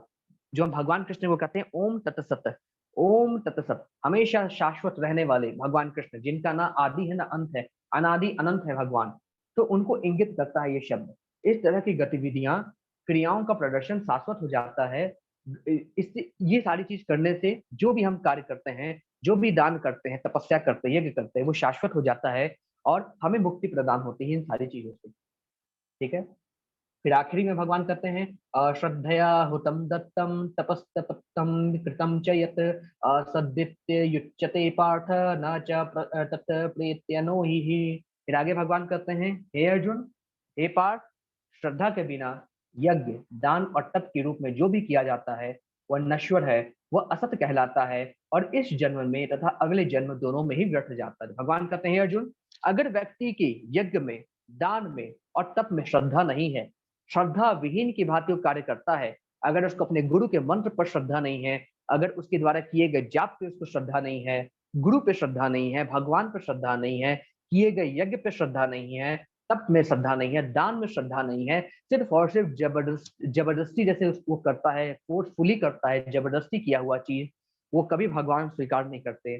भगवान कहते हैं उस रूप में जो भी कार्य किया जाता है सब असत्य है, यानी अशाश्वत है, क्षण भंगुर है, और वह इस जन्म में भी और अगले जन्म में कोई तरह का फल नहीं देता। ऐसा भगवान कृष्ण कहते हैं, ठीक है। फिर ये चैप्टर समाप्त होता है। यहाँ पे प्रभुपाद जी के कुछ शब्द हैं। प्रभुपाद जी कहते हैं, बद्ध अवस्था में लोग देवताओं, भूतों या कुबेर जैसे यक्षों की पूजा के प्रति आकृष्ट होते हैं। मतलब इस बद्ध अवस्था में, इस अवस्था में, किस अवस्था में? बद्ध अवस्था यानी जब मनुष्य जीवन में हम सदा जन्म मरण के चक्र में बंधे रहते हैं। जन्म मरण के चक्कर में बंधे होने के कारण क्या होता है कि हमेशा हमारा जन्म होता है, देवताओं की पूजा करते हैं, यक्षों की पूजा करते हैं, तो हमेशा हम बंधे रहते हैं अपने कार्यों से, अपने बंधनों से, बार बार जन्म लेना पड़ता है। ठीक है। जो व्यक्ति सात्विक गुण में मरता है स्वर्ग लोक जाता है, राजसिक गुण में मरने वाला पृथ्वी पर रहता है, तामसिक गुण वाला नरकों को जाता है, लेकिन वापस सब पृथ्वी पे आते हैं। भगवान कहते हैं अर्जुन, जो देवताओं को पूछते हैं, प्रभुपाद जी कहते हैं, जो देवताओं को पूछते हैं, भूतों को पूछते हैं या कुबेर को पूछते हैं, है ना, वो व्यक्ति बद्ध अवस्थाओं में आकृष्ट होते हैं। यद्यपि सतोगुण, रजोगुण तथा तमोगुण से श्रेष्ठ है, लेकिन जो व्यक्ति कृष्ण भावनामृत को ग्रहण करता है, वो प्रकृति के 3 गुणों को पार कर जाता है। जैसा भगवान कृष्ण पिछले चैप्टर्स में भी कहे हैं, हे अर्जुन, जो व्यक्ति कृष्ण भावनामृत को ग्रहण कर लेता है, वो तीनों गुणों से ऊपर भगवत स्वरूप को प्राप्त होता है। प्रभुपाद जी कहते हैं आगे, सफलता पाने के लिए उपयुक्त गुरु प्राप्त करके उसके निर्देशन में प्रशिक्षण प्राप्त करना चाहिए। तभी ब्रह्म में श्रद्धा हो सकती है। जब कालक्रम में यह श्रद्धा परिपक्व होती है, तो इसे ईश्वर प्रेम कहते हैं। यही प्रेम समस्त जीवों का चरम लक्ष्य है। अतएव मनुष्य को चाहिए कि सीधे कृष्ण भावनामृत ग्रहण करे। इस 17वें अध्याय का यही संदेश है। तो प्रभुपाद जी कहते हैं, सफलता प्राप्त करने के लिए एक ही तरीका है, अपने उचित गुरु का शरण ग्रहण करें, उनसे दीक्षा ग्रहण करें, उनसे भगवान के बारे में शिक्षा लें। तभी अगर गुरु में श्रद्धा है तो भगवान में श्रद्धा हो सकती है, और इसी से हमारी श्रद्धा मजबूत होगी, ईश्वर प्रेम आएगा, और भगवान की लीला सुनने से हमारे अंदर ईश्वर भक्ति जन्म लेगी, और यही प्रेम समस्त जीवों का लक्ष्य है। इसलिए मनुष्य को चाहिए कि कृष्ण भावनामृत को ग्रहण करे, कृष्ण भगवान की शरण में जाए और अपने जीवन को मुक्त करे बद्ध जीवन से। यही इस 17वें अध्याय का भी आपका सार है। ठीक है। तो चैप्टर यहीं पे समाप्त होता है। अभी कोई लीव नहीं करेगा। मैं आपको एक लिंक शेयर कर रहा हूँ। अगर कोई लेवल 2 को अगर ज्वाइन नहीं कर पाया है, तो उसको ज्वाइन कर सकते हैं आप। ठीक है। मैं एक लिंक शेयर कर रहा हूँ। अगर कोई लेवल टू के कोर्स को ज्वाइन नहीं किया है, जो कि लेवल 1 के बाद होगा आपका, लेवल 2 का भगवत गीता का कोर्स, तो काइंडली आप लोग ज्वाइन कर लें। मैंने आपको लिंक शेयर कर दिया है। अगर किसी ने ज्वाइन नहीं किया है तो ज्वाइन कर लें। इसमें 2 तरह के कोर्स हैं, प्री भक्ति शास्त्री कोर्स और भक्ति सदाचार कोर्स। प्री भक्ति शास्त्री कोर्स में क्या है कि अगर आपको असाइनमेंट प्रॉपर तरीके से जमा करना है, क्योंकि इसमें क्या है कि आपको असाइनमेंट जमा करना पड़ेगा। प्री भक्ति शास्त्र कोर्स के अंदर आपको असाइनमेंट जमा करना पड़ेगा, आपको प्रॉपर तरीके से नोट्स बनाने पड़ेंगे, आपको रेगुलर क्लास में आना पड़ेगा, प्रॉपर तरीके का चार्ट बनाना पड़ेगा कि आप कितने बजे उठते हैं, कितनी माला जप करते हैं, कौन कौन से किताबें पढ़ते हैं। अगर आप ये कर पाते हैं, कम से कम 5-6 महीना का एक कोर्स चलेगा, तो प्री भक्ति शास्त्री कोर्स लीजिए। अगर आप सिर्फ भगवान की कथाओं को श्रवण करना चाहते हैं, तो निश्चित रूप से भक्ति सदाचार कोर्स का आप ले सकते हैं। ठीक है। तो आप इन दोनों में से अपने सुटेबल टाइम, सुटेबल लैंग्वेज के हिसाब से क्लिक कर सकते हैं और फॉर्म को भर लीजिए। जो व्यक्ति अभी तक फॉर्म को नहीं भर पाए हैं, मैंने लिंक शेयर कर दिया है, उस लिंक को फॉलो करके आप अपने लेवल 2 के फॉर्म को भर सकते हैं। बाकी अगर कोई क्वेश्चन है, कोई इश्यू है, कोई तरह के प्रॉब्लम है, तो हैंड रेज कर लीजिए या चैट बॉक्स में आप अपने प्रश्न को लिख सकते हैं। ठीक है। या तो हैंड रेज करके अपने प्रश्न पूछ सकते हैं, या तो चैट बॉक्स में अपने प्रश्न को लिख सकते हैं। हरे कृष्णा। हरे कृष्णा साक्षी माता जी। हरे कृष्ण गुरु जी। जी माता जी।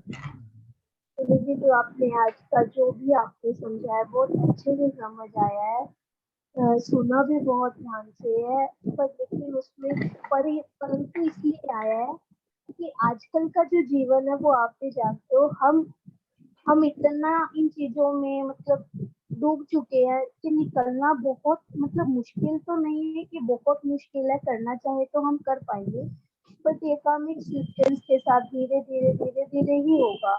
जैसे हम अब बच्चा जन्म लेता है, हम उसे बर्गर की नाद डाल के हम उसको एक चीज मतलब ये हमारे हाथ में से हम अपने बच्चे को क्या खिलाते हैं। बिल्कुल बिल्कुल। परंतु इसमें ये आ जाता है कि अब जैसे मैं हूँ और मतलब घर में तो परिवार और भी है, मतलब जनिया, दादी, दादा, बाबा, ताया, चाचा, जी ये बच्चे हैं। अब मैं इनको चाहती हूँ कि ये मेरे बच्चे ना खाए, पर ये औरों को देखेंगे करेंगे, तो इनका कहीं ना कहीं अभी बच्चे हैं तो ये देखेंगे करेंगे और कोई उन्हें खिलाएगा, तो वो जब होएगा तो उन चीजों से कैसे निकला जा सकता है। देखिए माता जी, जैसे बच्चों को तो कुछ बोध होता नहीं है, ठीक है। हम एज ए पेरेंट्स का कर्तव्य है कि बच्चों को उन चीजों से दूर रखें। लेकिन हाँ, फिर भी बच्चे अगर कुछ जिद करते हैं खाने का, तो उनसे कोशिश कीजिए कि नॉन वेज तो नहीं खिलाएं बच्चे को, नॉन वेज से पूरी तरीके से दूर रखें, है ना। बाकी नॉन जैसे वेज कुछ, तो हाँ नॉन नॉन वेज वेज एकदम तो कोशिश की। हमारे घर में कोई भी नहीं खाता है, चलिए बहुत वो अच्छी बात है नाते माता जी। नहीं है हमारे घर हाँ, में। बस ये कोशिश कीजिए कि इसीलिए बच्चे तो नॉनवेज ना खाएं। हाँ, अगर बच्चे का जैसे अभी बच्चे को उतना बुद्धि नहीं है, बच्चे 4 5 6 साल से कम है, तो अगर मान लीजिए कुछ इस तरह के खाते हैं, जैसे राजसिक भोग में बताया गया उस तरह से खाना खाते हैं, तो ठीक है। लेकिन जब बच्चे के बोध होने लगेगा, जब बच्चे भगवान की कथा सुनने लगेंगे, जब भगवान के बारे में जानने लगेंगे, तो वो सारी चीजें स्वतः ही छूट जाएंगी माता जी, है ना। और ये भी कोशिश कीजिए बच्चे की जो भी उम्र हो, हरे कृष्ण महामंत्र का कीर्तन अवश्य सुनवाइए उनको, है ना। वो जिस समय गुरुजी वो उनकी, खुद करने, आपकी सुन सुन के ना वो खुद कहने लगी अब। सुबह उठते ही मतलब परिवर्तन अब आपको हम बताएंगे नहीं तो आपको कौन कैसे पता लगेगा। जी तो जी उस वजह से मैं आपको बताती हूँ ये खाना खाते समय, क्योंकि अब आपने जब से बताया है तो घर में देखो इतनी सुविधा तो होती है, स्पीकर्स वगैरह ये वो। तो हमारे घर में अ, मतलब सुबह शाम तो मतलब 3 3 4 4 घंटे यही चलता ही रहता है, हरे राम हरे कृष्ण ये वाला जो है जी माता चलता ही रहता है। तो बच्चे भी मेरे वही मतलब वही बोलते रहते हैं, खाना खाते टाइम नहाते टाइम यही बोलते रहती है गुड़िया। बिल्कुल माता तो जी, बहुत ये अच्छी चीज बात है। हमारे ये, ही आया है, फिर वो मतलब आपके द्वारा ही आया है। जी जी जी, बिल्कुल तो माता जी, सब मतलब भगवान सिर्फ कृष्ण की ये कृपा है। बात है। हाँ जी, जो पर ये चिप्स कुरकुरे सभी आ जाता है, मतलब अभी आपने बोला ना इसलिए मन में बात बिल्कुल आई तो बिल्कुल बिल्कुल आपसे बिल्कुल। क्वेश्चन किया है। तो बच्चे बच्चे के आजकल मतलब हम जैसे भी है हमारा भी मन करते, क्योंकि हमने जैसे 25 साल हो गए लगा लो, जब जितनी भी उम्र है 25 26 जो भी है, तो उतने हम्म। सालों से हम खुद भी ये चीज का सेवन करते आ रहे हैं, तो एकदम से तो नहीं आदत छूटती नहीं, प्रभु जी। एकदम से नहीं होगा हाँ पर माता जी। हम हाँ बिल्कुल बिल्कुल, इस चीज को धीरे धीरे कम किया जा सकता है। अपने जब को बढ़ा के इस चीज को कम किया जा सकता है। बच्चे हैं, बच्चों को तो हम कह नहीं सकते, है ना। बच्चे को हम क्या कर सकते हैं, थोड़ी कुछ चीजों के लिए मना सकते हैं। बच्चों को जैसे अब हाँ 5 6 साल 7 साल जब तक बच्चों को बुद्धि नहीं हो जाती, तो ठीक है, उनके लिए दिक्कत नहीं है। लेकिन ये कोशिश कीजिए कि बच्चों तक नॉन वेज ना पहुंच पाए, बस। बाकी वो राजसिक तो गुण है तो राजसिक गुण से सात्विक गुण में आ जाएंगे, कोई दिक्कत नहीं है माता जी। जी जी। बाकी यही था आपसे सवाल, और एक ये था कि जैसे जो आपने अभी हमें बताया है कि ये एक तो आपने ये खान पीन का ही बताया है, और जी आपने एक तपस्या का बताया है, वो जो वाणी की तपस्या और उसकी बिल्कुल बिल्कुल। शारीरिक तपस्या।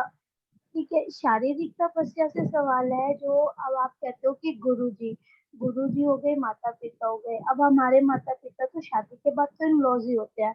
ठीक है, हम्म। मतलब हम बहुओं के तो इन लॉज में बिल्कुल मतलब बिल्कुल माता बिल्कुल पिता बिल्कुल। जो है, जी जी। हाँ जी, तो वो हो गए। पर हम उन मतलब हम दिल से हम भगवान जी देखते हैं कि हाँ हम उनकी सेवा करना चाहते हैं, बट वो हमसे नहीं कराते। और दुनिया क्या कि ये सब बोलना कि नहीं हमारी तो बहू है, आप भी आपको भी पता है आजकल हर घर में ही ये चीज है कि हम्म। करवाते खुद नहीं है, पर लेकिन दुनिया क्या के ये बोलते हैं कि नहीं मेरी तो बहू ही नहीं करती, मेरी तो बहू ये चीज नहीं करती। तो उस चीज से मतलब अब मतलब भगवान जी ने तो ये बोला है कि तुम्हें करना है, बट जब अगला सेकंड पर्सन ही हमसे कराना ही नहीं चाहता तो उसमें हम क्या कर सकते हैं। और आप कोशिश जारी रख सकती है ना माता जी, आपका काम है कर्तव्य करना। आप कोशिश जारी रख सकती हैं। हमेशा सेवा का मौका ढूंढते रहिए, कोशिश जारी करते रहिए। कोशिश आप कर सकती हैं। अगर मान लीजिए किसी को जरूरत है माता पिता की, हमारे सास ससुर रही बहू के लिए माता पिता होते हैं जी, तो कोशिश जारी रखे रहिए, कोई ना कोई सेवा अवश्य करते रहिए, क्योंकि सेवा तो हम कई प्रकार से कर सकते हैं, है ना। और जो भी कोशिश है जारी रखे रहिए। अब उनको लेना हो ना लेना वो तो उनके ऊपर है, लेकिन आपका काम है कोशिश जारी रखना। आपके हाथ में तो ये है ना माता जी, आपके हाथ में तो उसका फल है नहीं, कि कोई अगर करवा नेक्स्ट अगर पर्सन करवाना नहीं चाह रहा है, तो ये तो उसकी प्रॉब्लम है। लेकिन आपका काम है कि आप हमेशा उनके सेवा के लिए तैयार रहें। ये उनको ये फील नहीं होना चाहिए कि आप उनकी सेवा करना नहीं चाहते, या उनको किसी भी तरह फील नहीं होना चाहिए कि आप उनकी सेवा अगर वो आपको कुछ कहे आप कर नहीं पाएंगे। ये चीजें फील नहीं होनी चाहिए। बस हाँ, दूसरा अगर नहीं करवाना चाह रहा है तो उसकी फीलिंग अलग है, उसका चीजें अलग है माता जी। लेकिन आप अपने कर्तव्य में कोई भी तरह की कमी ना रखें। जी गुरु जी, हरे जी, कृष्ण गुरु जी। हरे कृष्ण।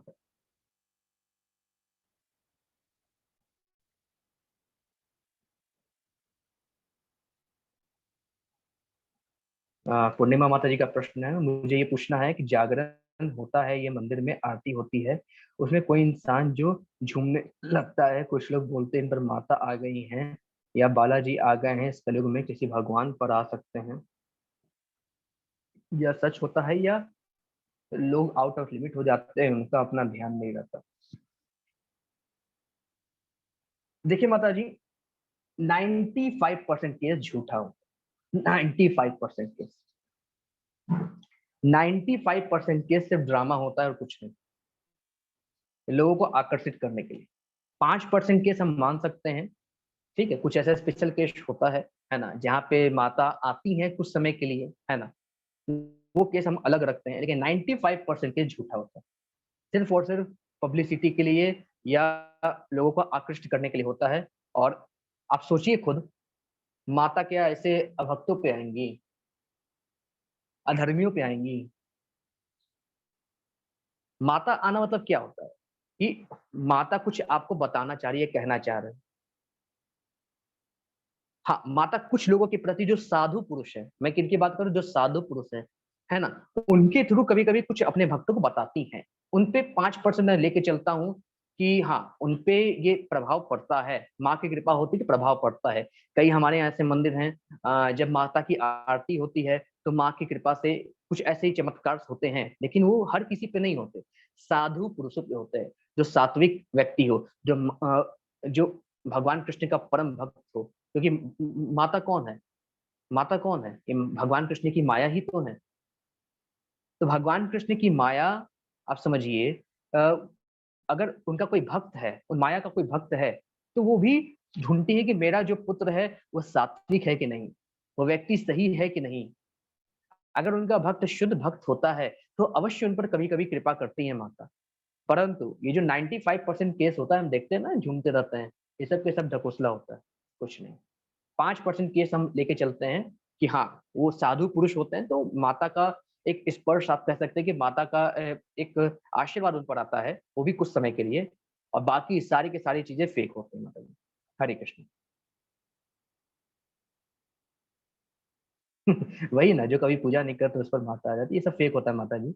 माता अगर किसी पे कृपा करती है तो साधु पुरुषों पे करती है, उसके अलावा किसी पे नहीं। कोई भी देव या कोई भगवान भी अगर कृपा करेंगे तो साधु पुरुषों पे करेंगे, किसी पे नहीं करेंगे। जी माता जी। और किसी को कोई प्रश्न, कोई क्वेश्चन हैंड रेज कर सकते हैं आप।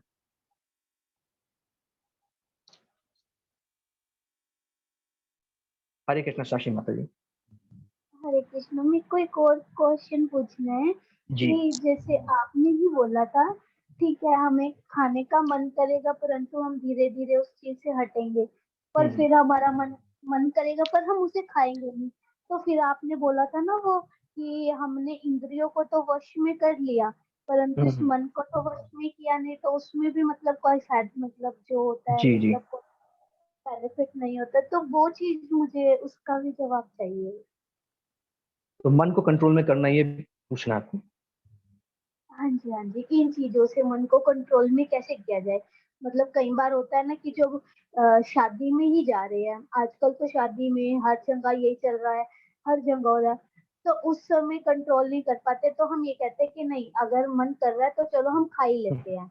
मतलब इंद्रियों को कंट्रोल कर लिया और मन को नहीं कर पाए, तो इससे अच्छा है तो मन जब नहीं कंट्रोल हो रहा तो उसको मतलब खाना ही सही रहेगा। ये चीज सही है, मतलब मेरी सोच ये सही है या ये गलत है, मुझे ये जानना है देखिए आपसे। माता जी, ये सोच सही नहीं है ना। ये इसलिए सही नहीं है क्योंकि हम अपने मन को कंट्रोल में करना हमारा कर्तव्य है। मन इतने आसानी से कंट्रोल में नहीं होता। अर्जुन स्वयं कहता है, प्रभु मन जो मेरा है बहुत चंचल है, कंट्रोल नहीं होता। लेकिन भगवान ने भी मन को बताया है, यहाँ पे बताया हुआ है भगवान ने मन को कैसे कंट्रोल में करना। दो तरीका, मन भागेगा पकड़ के लाइए, फिर भागेगा फिर पकड़ के लाइए, 10,000 बार भागेगा मन, मन का काम है भागना, पकड़ के लाइए। फिर दूसरा वैराग्य, मन को समझा दीजिए जो कुछ भी तुम करना चाह रहे हो वो चीजें व्यर्थ है, बस। जिस दिन मन ये समझ जाएगा फिर जो आप कहेंगे वो कार्य करेगा। लेकिन ये अभ्यास थोड़ा सा कठिन है। इसको सरल कैसे बनाया जा सकता है? हरि कृष्ण महामंत्र का कीर्तन, हरि कृष्ण महामंत्र का भजन। मैंने आपको कहा ना, हरि कृष्ण महामंत्र के जाप में इतनी ताकत है, जो व्यक्ति 16 माला जाप करता है उसको एक दिन, पूरा एक दिन भगवान की माया छूती नहीं। इतनी ताकत है हरि कृष्ण महामंत्र में। हरे कृष्ण महामंत्र करते जाइए, हरे कृष्ण महामंत्र करते जाइए, मन आपका स्वतः ही कंट्रोल में आ जाएगा माता जी। आपने 18 दिन भगवत गीता सुनी, आपने फील किया होगा 18 दिन में, 17वां दिन है आज, आपने फील किया होगा पहले आपका जैसा मन होगा, आज आपका कुछ ना कुछ 1% 2% अंतर आया होगा मन में, है ना?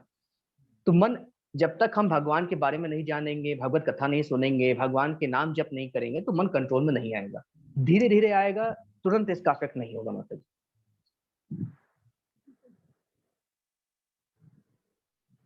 हरे कृष्ण जी माता जी, हरे कृष्ण। और किसी को कोई प्रश्न, कोई क्वेश्चन? शिवाली माता जी का प्रश्न है, गुरुजी कई बार मन करता है कि सब कुछ छोड़ के बस भजन सुमिरन ही करते रहें, पर हो नहीं पाता ड्यू टू फैमिली और सोसाइटी इशू, ऐसे में हम क्या करें? बिल्कुल माता जी, प्रभु की महिमा ही ऐसी है, प्रभु की भजन ही ऐसा है, प्रभु की कथा ही ऐसी है, सब कुछ छोड़ जाने का मन करता है, परंतु भगवान क्या कहते हैं? मेरी शरण में आओ और अपने कर्तव्य का पालन करो। तो हम अपने मन के अनुसार तो नहीं चलेंगे ना माता जी। जो व्यक्ति अगर संन्यास धारण कर लेता है या ब्रह्मचर्य का पालन करता है, तो निश्चित रूप से वो व्यक्ति ये सब कर सकता है, परंतु हर किसी को भगवान अपनी फुल टाइम सेवा के लिए नहीं चुनते हैं। हर किसी को भगवान फुल टाइम सेवा के लिए नहीं चुनते हैं। कुछ ऐसे विरले ही लोग होते हैं जिनको भगवान फुल टाइम सेवा के लिए चुनते हैं, परंतु ज्यादातर लोग को भगवान कहते हैं आप गृहस्थ आश्रम में रह के सेवा कीजिए। गृहस्थ आश्रम में रह के आप लोगों के लिए मिसाल बनिए कि घर पर रहकर परिवार का पालन करके भी हम भगवान की भक्ति कर सकते हैं।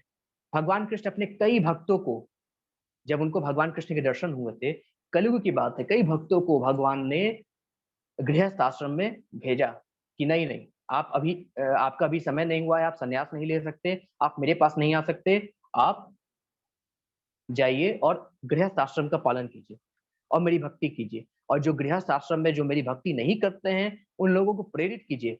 जैसे मैंने आपको कहा है, भगवान कृष्ण ने भी कहा है कि आप निष्काम भाव से अपने कर्तव्य का पालन करो। जो काम करो मुझे याद करके काम करो। जो भी तुम्हारा कार्य है, सदा ही आप कर्तव्य समझकर पालन करो, उसमें आसक्ति न रखो। इस प्रकार से भगवान का भजन अगर हम करते हैं गृहस्थ आश्रम में भी, कर्तव्य का पालन करना भी बहुत ज़रूरी है। कर्तव्य का पालन करना भी अति आवश्यक है, बहुत ज़रूरी है। परंतु कर्तव्य छोड़ के सिर्फ भगवान का भजन करना, ये भगवान भी नहीं करते, ठीक है? भगवान कुछ ही लोगों को फुल टाइम सेवा के लिए रखते हैं, परंतु हमारा मन तो बिल्कुल करता है, बिल्कुल करना चाहिए। हमें तो सदा ही भगवान कृष्ण का नाम लेना चाहिए। जब भी हमें मौका मिले, हमेशा जो भी काम करते रहिए, हरे कृष्ण कृष्ण कृष्ण हरे हरे, हरे राम राम राम हरे हरे। भगवान का नाम तो ले ही रही हैं आप। परंतु अगर हमें गृहस्थ आश्रम में है तो अपने कर्तव्य का भी पालन करना चाहिए। भगवान कृष्ण स्वयं कहते हैं, कर्तव्य का पालन करके मेरे भजन जो करता है, वो व्यक्ति और दूसरों को प्रेरणा दे पाता है, दूसरों को मेरे तक लेकर आता है, और उससे बड़ा व्यक्ति, उससे भला करने वाला व्यक्ति कोई इस संसार में नहीं। ठीक है? सुरुचि माता जी पूछती हैं, प्रभु ji when next session start, my friends like to join. बिल्कुल बिल्कुल माता जी, 13 जून से नेक्स्ट सेशन स्टार्ट हो रहा है। अगर आप लेवल 1 अगर किसी को ज्वाइन करवाना चाहती हैं, ठीक है, तो इस लिंक पे मैंने लिंक शेयर किया है, उस लिंक पे आप क्लिक कर दीजिए और जाके रजिस्टर कर लीजिएगा, ठीक है? और उसके बाद आप यहाँ पे ज्वाइन कर सकती हैं। जो भी टाइमिंग, जो भी लैंग्वेज आपको पसंद हो, सारी चीज़ आप ज्वाइन कर सकती हैं, ठीक है? और अपने दोस्तों को भी बिल्कुल करवाइए, सबको शेयर कीजिए। जो वीडियोस यूट्यूब पे अपलोड होते हैं उन सबको भी अपने दोस्तों तक, अपने फ्रेंड्स तक शेयर कीजिए। आप सभी लोग, जो लोग यहाँ पे उपस्थित हैं, सभी लोग अपने सोशल अकाउंट पे जो यूट्यूब पे मेरे वीडियोस हैं, उन चीज़ को अवश्य शेयर करें, जिससे आप और लोगों को भक्ति तक ला सकें। अगर आप एक भी व्यक्ति को भक्ति तक लाते हैं ना, एक भी व्यक्ति को अगर भक्ति के मार्ग पर लाते हैं, तो भगवान आपसे बहुत खुश होते हैं, बहुत प्रसन्न होते हैं, क्योंकि उनसे भला करने वाला व्यक्ति भगवान के लिए कोई नहीं होता है। ठीक है? कल चैप्टर 18 में भगवान नहीं बोलेंगे भी। ठीक है? हरे कृष्णा। ज्योति माता जी कहती हैं, गुरु जी सुना है एकादशी व्रत के बाद उद्यापन भी करना होता है, वो कैसे करें? ऐसा कुछ नहीं माता जी, कोई उद्यापन नहीं करना होता है। जब तक शरीर में जान है, जब तक शरीर में प्राण है, एकादशी व्रत करते रहिए। एकादशी व्रत ऐसा जिसका कोई उद्यापन नहीं करना होता। उद्यापन का मतलब है व्रत छोड़ना, और एकादशी मतलब कृष्ण। कृष्ण को कैसे हम छोड़ सकते हैं? एकादशी व्रत कभी नहीं छोड़ना चाहिए। जब हम एकदम ज्यादा बीमार हो, तब भी हमें कोशिश करना चाहिए कि सेंधा नमक पे हम कार्य कर सकें। ठीक है? एकादशी व्रत कभी नहीं छोड़नी चाहिए, क्योंकि भगवान कृष्ण के लिए व्रत है, कोई इच्छा नहीं है, भगवान कृष्ण के लिए व्रत है। एकादशी मतलब होता ही है कृष्ण, कृष्ण को कैसे छोड़ सकते हैं माता जी? जी सुरुचि माता जी, आप जो मैंने लिंक शेयर किया है, आप उसको अपने फ्रेंड्स को शेयर कर दीजिएगा जिससे वो ज्वाइन कर सकते हैं। सैमसंग प्रभु जी पूछ रहे हैं, गुरु जी लावा टू लेवल 2 के बारे में बताइए कुछ। देखिए प्रभु जी, लेवल 2 में क्या है, जैसे अभी लेवल 1 में आप 18 दिन में आप भगवत गीता सीख रहे हैं, एक चैप्टर एक दिन में लिया जाता है। लेवल 2 में क्या है, एक चैप्टर एक हफ्ते में लिया जाएगा, हफ्ते में एक बार आपकी क्लास चलेगी सैटरडे या संडे को, ठीक है, जब ये वीकेंड में ही क्लास चलती है, जिससे कोई भी अगर जॉब वाला भी हो तो भी वो आराम से क्लास कर सकता है, ठीक है। और ये रात को अगर हिंदी लैंग्वेज है तो रात को 8 बजे क्लास चलेगी, या फिर अगर अगर इंग्लिश लैंग्वेज आपका या अदर लैंग्वेजेस हैं तो उसके हिसाब से अपनी टाइमिंग आप चूज कर सकते हैं। इसमें क्या होता है कि आपको कई किताबें पढ़ाई जाती हैं, भगवत गीता, उपदेशामृत, भगवान कृष्ण की उत्तम लीला, ठीक है, और कई तरह की अन्य किताबें, श्री भक्ति रसामृत सिंधु, कई तरह की किताबें पढ़ाई आपको जाएंगी, ठीक है, लेवल 2 में। और यहाँ पे दो तरह के कोर्स होते हैं, एक भक्ति शास्त्री कोर्स, एक भक्ति सदाचार कोर्स। भक्ति शास्त्री कोर्स में क्या होता है प्रभु जी, कि जो भी व्यक्ति अ, अगर आगे जाके टेम्पल का पृष्ठ बनना चाहता है, या आगे जाके जैसे मैं आपको पढ़ा रहा हूँ, आप लोगों को पढ़ाना चाहता है, ठीक है, या कोई व्यक्ति अगर दीक्षा ग्रहण करना चाहता है तो प्री भक्ति शास्त्री कोर्स उसको ज्वाइन कर सकता है। इसमें आपको असाइनमेंट करने होते हैं, इसमें आपको प्रॉपर तरीके का चार्ट बनाना होता है कि आप सुबह कितने बजे उठते हैं, मंगल आरती अटेंड करते हैं कि नहीं, आप श्रीमद् भागवतम का एक लेक्चर होता है 10 से 15 मिनट का, वो सुनते हैं कि नहीं जूम क्लास पे। फिर उसके बाद आप दिन में कितना माला जाप करते हैं, वो सारी चीजें नोट डाउन करनी होती है ऑन वीकली बेसिस या मंथली बेसिस। उसके आपको मार्क्स मिलते हैं, पॉइंट्स मिलते हैं, ठीक है। साथ में आपको सब्जेक्टिव असाइनमेंट सबमिट करना पड़ता है, खुद का लिखा हुआ या लैपटॉप पे ही हिंदी में या इंग्लिश में प्रॉपर तरीके से लिख के 200 से 250 वर्ड में लिख के आपको सबमिट करना पड़ता है। बहुत डीपली सारी चीजें स्टडी करवाई जाती है हमारे यहाँ, ठीक है, लेवल 2 में। तो जो व्यक्ति कर सकता है, रेगुलर क्लास अटेंड कर सकता है, हर हफ्ते एक दिन की क्लास होती है, तो व्यक्ति ज्वाइन कर सकता है। या सिर्फ, और अगर व्यक्ति को कोई असाइनमेंट नहीं करना है, किसी भी तरह की चीज नहीं करना, तो वो व्यक्ति सिर्फ और सिर्फ भगवान की लीलाओं को सुनना चाहता है, भगवत गीता को सिर्फ पढ़ना चाहता है, कोई तरह का असाइनमेंट नहीं करना चाहता, तो व्यक्ति भक्ति सदाचार्य कोर्स ज्वाइन कर सकता है। तो यही है लेवल 2 का प्रभु जी। सुरुचि माता जी कहती, how can we start Ekadashi fast, any process or we can start की फास्टिंग? बिल्कुल बिल्कुल, आप कभी भी कैसे भी स्टार्ट कर सकती हैं। आज की एकादशी जो चली गई, अगली एकादशी आपकी जब आएगी, ठीक है, मतलब 9 या 10 तारीख को आपकी एकादशी, अगली एकादशी 9 या 10 जून को पड़ेगी, तो आप कभी भी एकादशी स्टार्ट कर सकती हैं। एकादशी स्टार्ट करने का कोई नियम नहीं है, स्टार्ट कीजिए। आप इसमें रोटी यानी गेहूं का आटा और चावल को छोड़ के सारी चीजें खा सकती हैं, ठीक है। इसमें आप सेंधा नमक का प्रयोग कर सकती हैं, नॉर्मल नमक नहीं प्रयोग कर सकती, सेंधा नमक प्रयोग कर सकती हैं। फलाहार रह सकती हैं, जैसा आपकी इच्छा रहे, ठीक है। या तो आप अगर आपको ज्यादा सहन नहीं होता तो आप सेंधा नमक का यूज करके अपना कार्य कर सकती हैं, या फलाहार रह सकती हैं, आराम से एकादशी का व्रत हो जाएगा माता जी। इसका समय होता है स्टार्ट करने का, और इसका पालन करने का समय होता है, ठीक है। तो वो चीजें आपको हमारे इस्कॉन के, अगर आप व्हाट्सएप ग्रुप पे हैं तो वहाँ पे प्रॉपर तरीके से आपको मालूम चल जाएगा। जी माता जी। नहीं माता जी, हमारे लेवल 3, लेवल 4, लेवल 5 किसी भी तरह के कोर्स में कोई तरह का फीस नहीं है, सब कुछ फ्री ऑफ कॉस्ट है। कोई भी आपको बोले कि कोई भी कोर्स आपको फी लगेगा तो बेवकूफ है। हमारे ऑनलाइन कोर्स है, ऑनलाइन कोर्स की मैं बात कर रहा हूँ, अभी ऑनलाइन कोर्स आपको लेवल 2, लेवल 3, लेवल 4 की करवाई जाएगी, सबके सब फ्री ऑफ कॉस्ट। हाँ, अगर टेम्पल में आप करने जाते हैं कोर्सेज, अगर टेम्पल में ऑफलाइन माध्यम से करेंगे तो उसकी कुछ ना कुछ फीस रहती है, परंतु ऑनलाइन माध्यम से सभी के सभी कोर्स फ्री है माता जी। हरे कृष्णा। गौरव प्रभु जी पूछते हैं कि ये कुल के देवता कौन होते हैं, इनको मानना चाहिए या सबके अलग होते हैं? कुल के देवता प्रभु जी वो होते हैं, कुल के देवी देवता वह होते हैं कि जिनको वो हमारे, मतलब कि जो हमारे पूर्वज के पूर्वज, उनके पूर्वज पूजा करते हैं, ठीक है। जैसे सभी का कुछ ना कुछ गोत्र होता है, आपका अलग गोत्र होगा, किसी का अलग गोत्र होगा, तो वो गोत्र के जो ऋषि महर्षि थे, वो सर्वप्रथम किसकी पूजा करते थे, ठीक है, मतलब कि किसी देवी की, किसी देवता की पूजा करते थे, है ना। और उसके बाद उनके आने वाली जो संतानें हैं वो उन्हीं की पूजा करती हैं, जिससे उनके घर में जो भी शुभ कार्य होते हैं, विवाह आदि जो भी कार्यक्रम होते हैं, सब उन देवी की परमिशन, कुल देवी या कुल देवता की परमिशन से होते हैं। कुल देवता मतलब जो हमारे पूर्वज जिनको पूजते आ रहे हैं, जो हमारा गोत्र यानी जो हमारे ऋषि महर्षि हैं, जिनको एक इष्ट देव मानकर, है ना, और उनको, उनके ऊपर समस्त परिवार की जिम्मेदारी डाल देते हैं कि जो भी शुभ कार्य इस परिवार आने वाले समय में होंगे, आने वाले हमारे वंशजों में होंगे, वो सारे के आपके दृष्टि में होंगे, आपके आशीर्वाद के बिना होते हैं तो वो चीजें सही नहीं मानी जाती, तो कुल देवी देवता होते हैं। जी गौरव प्रभु जी। माता जी 6 महीने का लेवल 2 का कोर्स होगा आपका। आपको 2-3 महीने तो भगवत गीता अच्छे से पढ़ाया जाएगा, फिर उसके बाद आपका भक्ति रसामृत सिंधु, फिर आपका क्या कहते हैं, श्री उपनिषद होगा, ठीक है। उसके अलावा आपकी कृष्ण लीला आपको पढ़ाया जाएगा। तो ये 4 किताबें आपको पढ़ाई जाएंगी, और आप चाहें तो कोर्स का मटेरियल ले सकते हैं, ठीक, ऑनलाइन अवेलेबल है सबको। आपको व्हाट्सएप ग्रुप पे मैसेज भी आ जाता है इससे रिलेटेड कि आप किताब खरीद सकते हैं, या आप साइट पे जाके, इस्कॉन के जो साइट पे जाके वहां से भी आप अपने किताब को परचेस कर सकते हैं। जी माता जी, मैंने अभी लिंक शेयर किया था, शायद आप नहीं थी। मैं फिर से लिंक शेयर कर ही देता हूँ कि अगर किसी को लेवल 2 ज्वाइन करना है तो ये लिंक है, आप इस लिंक से अपने लेवल 2 को ज्वाइन कर सकती हैं। भक्ति सदाचार या श्री भक्ति सदाचार कोर्स या प्री भक्ति शास्त्री कोर्स, जो भी आपको ठीक लगे आप उस हिसाब से ज्वाइन कर लीजिए, ठीक है। और ये लेवल 2 आपका नेक्स्ट, अगर आप अभी मतलब कि जैसे लेवल 2 आपका कंप्लीट हो रहा है, मतलब कि कल आपका लेवल 1 कंप्लीट हो रहा है, ठीक है, 27 को कंप्लीट हो रहा है, 28 से आप ज्वाइन कर सकती हैं। व्हाट्सएप ग्रुप पे आपका मैसेज आएगा, व्हाट्सएप ग्रुप पे आपको सारी चीज बताई जाएंगी माता जी, ठीक है, कि आप सैटरडे से ज्वाइन कर सकती हैं या नेक्स्ट सैटरडे से ज्वाइन कर सकती हैं। सब कुछ आप व्हाट्सएप ग्रुप पे ज्वाइन होंगी, जैसे रजिस्ट्रेशन करेंगी उसके बाद से आप स्टार्ट हो जाएंगे ज्वाइन करना।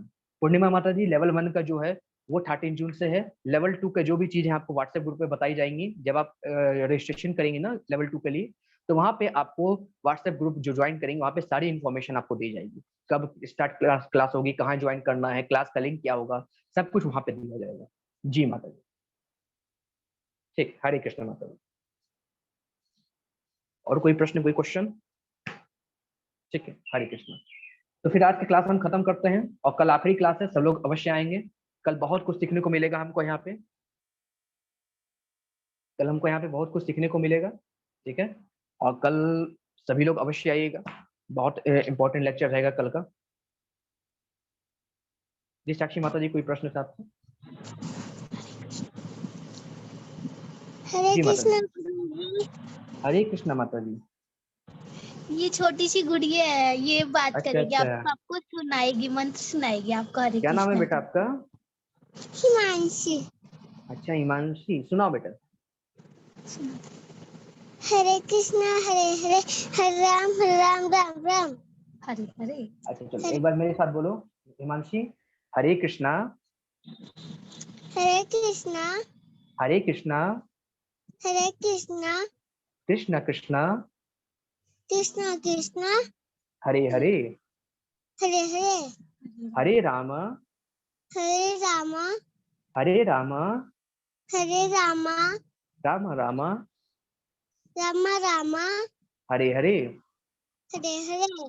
फिर से बोलो, हरे कृष्णा, हरे कृष्णा, हरे कृष्णा, हरे कृष्णा, कृष्ण कृष्ण, कृष्णा कृष्णा, हरे हरे, हरे हरे, हरे राम, हरे रामा, हरे राम, हरे रामा, राम राम, रामा रामा, हरे हरे।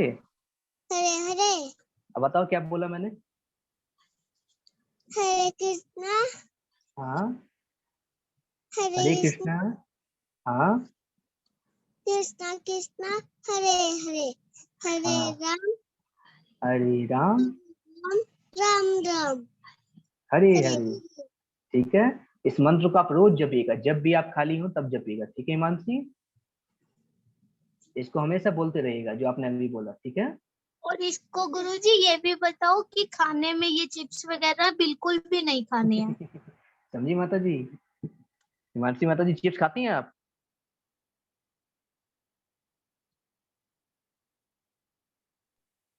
हिमांशी माता जी चिप्स खाती हैं? पहले खाते थे, अब नहीं खाऊंगी। अच्छा, आप अच्छा आप नहीं खाएंगी आप, सच में? चलिए ठीक है, चलिए अब किसी कोई प्रश्न है तो आप कर सकते हैं हैंड रेज। ठीक है, फिर सभी को हरे कृष्णा। अब कल फिर हम चैप्टर 17 के साथ मिलेंगे, और चैप्टर नंबर 18 में आखिरी क्लास है कल, तो सभी लोग अवश्य आइएगा, और बहुत इंपॉर्टेंट क्लास है, सभी लोग अटेंड अवश्य कीजिएगा, ठीक है? हरे कृष्णा सभी।